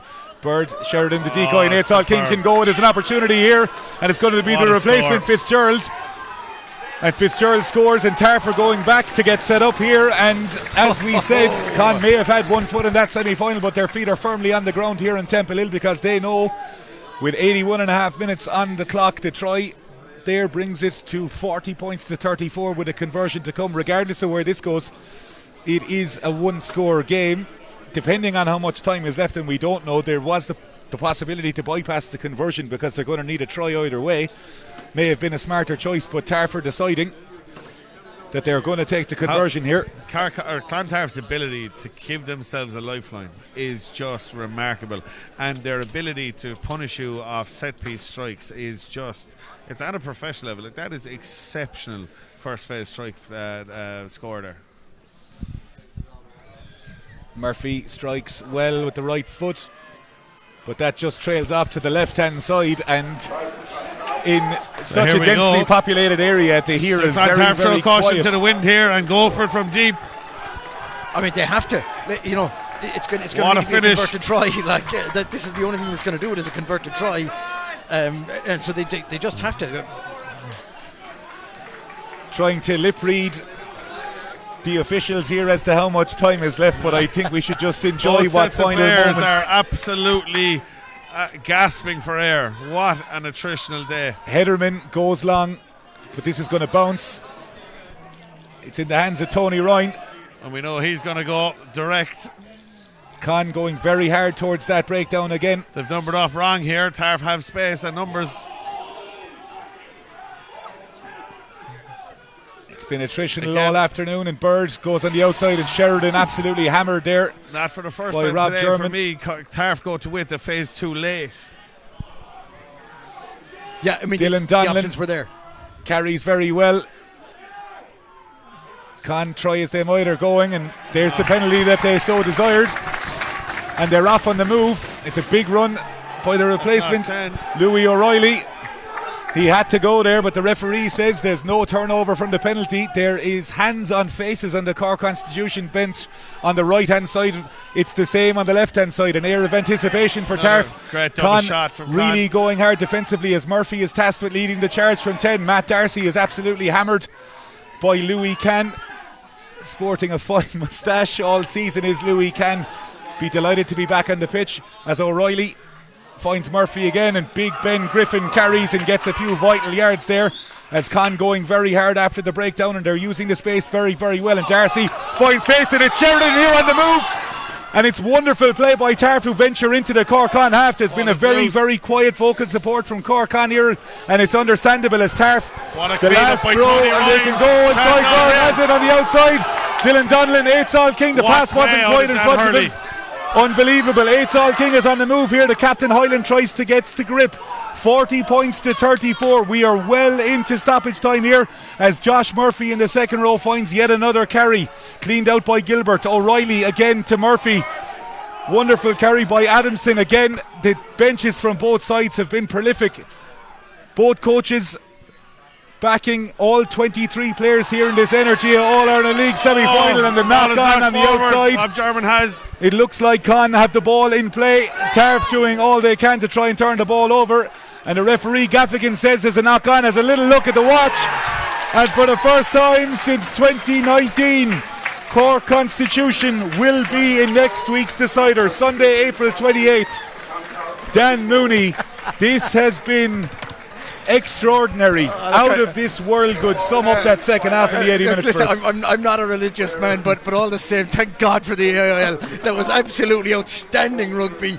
It was everything you could have wanted. We tries, penalties, yellow cards. They gave it absolutely everything. Both of those teams emptied the tank out there, and they've given us an extraordinary game of rugby. Tarf, they stayed in there, they had a game plan, they stuck to that game plan, and it reaped them rewards. They got their tries, they were within a score at the end, but all credit to Cork Constitution. You just have to give it to them. The way they played, the intensity they brought, they pitched it just right, that intensity. They came at it the way that they needed to, and they looked at what was in front of them, moved that ball when they could and when they had to, and they were just phenomenal. It's a cracking game of rugby. Berkey, 40 points to 34, 74 points all told. We knew it was going to be a cracker, but this league in particular in this game is bringing the game to new heights.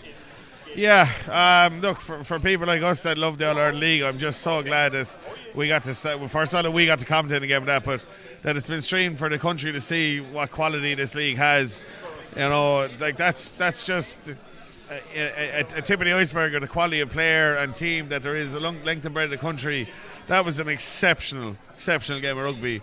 You know, every inch of grass fought for, but the quality of attack for me, you know, they're two really well drilled sides defensively, but the quality of attack is absolutely superb. Unbelievable. We will wait for the results around the grounds. Dan, let's dissect the players. For Tarf, an unbelievable game. They do come out second best, and this is an end to their season. But between Matt Darcy, between Tony Ryan, Fionn Gilbert, to a man, they were absolutely incredible and fought tooth and nail. Many teams, as we said, and Berkey rightly alluded to it, they didn't panic, they always found a way back in, but just at the end there they left it a little bit too late. But what a team and what a game. I mean, phenomenal. Like, there's a reason these two teams were second and third in the league, because they get wins, they know how to do that. They have the way that they play and how they impose themselves on games is absolutely phenomenal. And Clontarf did exactly what you'd expect Clontarf to do in this. They when they went to their set piece, it was good. It was incredible. Some of the mauling and some of the line out work that Tarf did, like phenomenal stuff. And then when they needed to out the back, they had it out there as well. Darcy is just one of those guys. He you know, for a guy who's playing at 12, he's like an additional half back. You know, you've got your 9, your 10, and now you've also got Darcy, who's a playmaker at 12. He pulls strings, he makes calls. You know, a superb player, and he's given absolutely everything for Tarf today. And you know, they were still in it. They're still right at the end. You were watching them going, they can do it. They can still get that try. They can still convert that try. They could still win this game. In terms of this Cork Constitution team, Berkey, we've heard Dan speak so glowingly and rightfully so about this Tarf team, but to a man, and in particular the coaches, to Johnny Holland, to Billy Holland, and to Brian Scott, for implementing a plan that the players executed. You spoke about Tarf not getting a line out in that first half, into the second half, nullifying their threats, but the likes of Niall Keneally and the likes of Rob German to come back in, the seasoned guys, and the younger guys, even though Dave Hyland is the captain, still a very young man, and the likes of Jack Keller, they were absolutely unbelievable. Incredible. I did the maths the other day. I wouldn't trust you with a calculator, so I actually worked out the average age of the Good to see you do a bit of work. Yeah, well, once in a while. The average age of the Cork Compact Day was 22 and a half years old. Wow. The oldest starting forward is 25 in Duffy, and again he was talismanic. Dave Hoyle, around similar age, 24, going on 25. These guys, you know, they've been coming for a while. You kind of hear for the last couple of years in Cano with a young side, we're regrouping, we're rebuilding. That's all well and good, but you've got to back it up then. And this year was the year for them to step up to the mark, and by God did they. Absolutely did they. And then to mix that with like the likes of Niall Keneally, we know Niall's a veteran of the AIL. He's an outstanding player. I thought he was superb today. I didn't know if he had that performance left in him, and I don't mean that, you know, despairingly, but he was outstanding. And again, him and his buddy Rob German, after everything they've been through together to get on the pitch and have pivotal roles in seeing that game over the line, will mean an awful lot to them. You know, when you've got guys of their age and their calibre, particularly the way that Keneally plays, it's hard carrying, it's a huge amount of work that he has to get through. And when the tactics that they employed, keeping that ball in play as much as they did, ball in play time was extraordinarily high, and that was their tactic, that's what they wanted. But that's tiring on a body, and particularly on older players, that's an awful lot to put a fella through, and they came through it. What I'd be worried about for them is, you know, there was a lot of guys took hits, there was a lot of guys down getting treatment. James Taylor was limping towards the end. You'd have to hope that they will have a full clean bill of health going into a final, because they deserve that. When you're in rugby, when you're playing rugby at this level, you know, and competitive rugby, and you look across at the scenes over there, there's two very important things then. Yeah, the final is something they have to get ready for, but they have to savour this. This is a special day in Cork. The sun is shining, the pictures. The beer is flowing. Yeah. Look at that scenes over there. Look at the emotion and the joy and the shouts from family members and club members. 2019 is a long time ago, lads. You know, before COVID, it feels like a lifetime ago. Cork, this means an awful lot to an awful lot of people, and they need to savour today. They need to embrace, enjoy the moments, and dress them together, tear the roof off the place with a sing-song. And then I suppose come tomorrow, or maybe even push it to Monday, start looking at what's to come with Lens on return now, because there's a bigger animal to fry and to kill. But they have to enjoy today. Then today's a special day, and I'm just glad that we were here to be a part of it. Dan, in terms of the pictures there, Berkey alluded to, there has to be winners and there has to be losers there. You know, Tarf went one step further, albeit not winning it last year, won it 2 years ago. These games go in cycles, but to a guy like to Matt Darcy, to Tony Ryan, with these guys that we've seen the new blood here. Tarf seem to be in a good place. Yeah, they do. Look, there has to be winners, there has to be losers. You've said it. The thing about it is that there's two sets of winners here, right? Cork have won the game, but for the neutrals, this was a massive win as well, because you're watching two contrasting styles of rugby, but played so spectacularly by both of them that if you're a neutral, you couldn't help but love it. So you're looking at pictures like that. Long may that last. If we'd played out a 10-9 scoreline in a game of rugby, sure, it would have been fine for us. We like watching it, and I like dirty rugby every now and again. That would have been fine. But what we got to watch instead was an absolute cracker, an advertisement for the league. And thankfully you're not involved in coaching any teams in the country anymore, Dan, or ever were, because we want games like this. We want teams to throw the ball around. We want fellas to express themselves, and that's what you got in both teams today. As you look there, you know, at that Clontarf huddle out on the pitch, everyone involved in sport has been there, and they played their part there in a cracking game. And I have to say, you know, there's fellas in that team, likes of Mark Darcy, in that, who have nothing but incredible respect for. They'll be back. You know, Andy Wood and co, they will be back. Yeah, there's no question about that.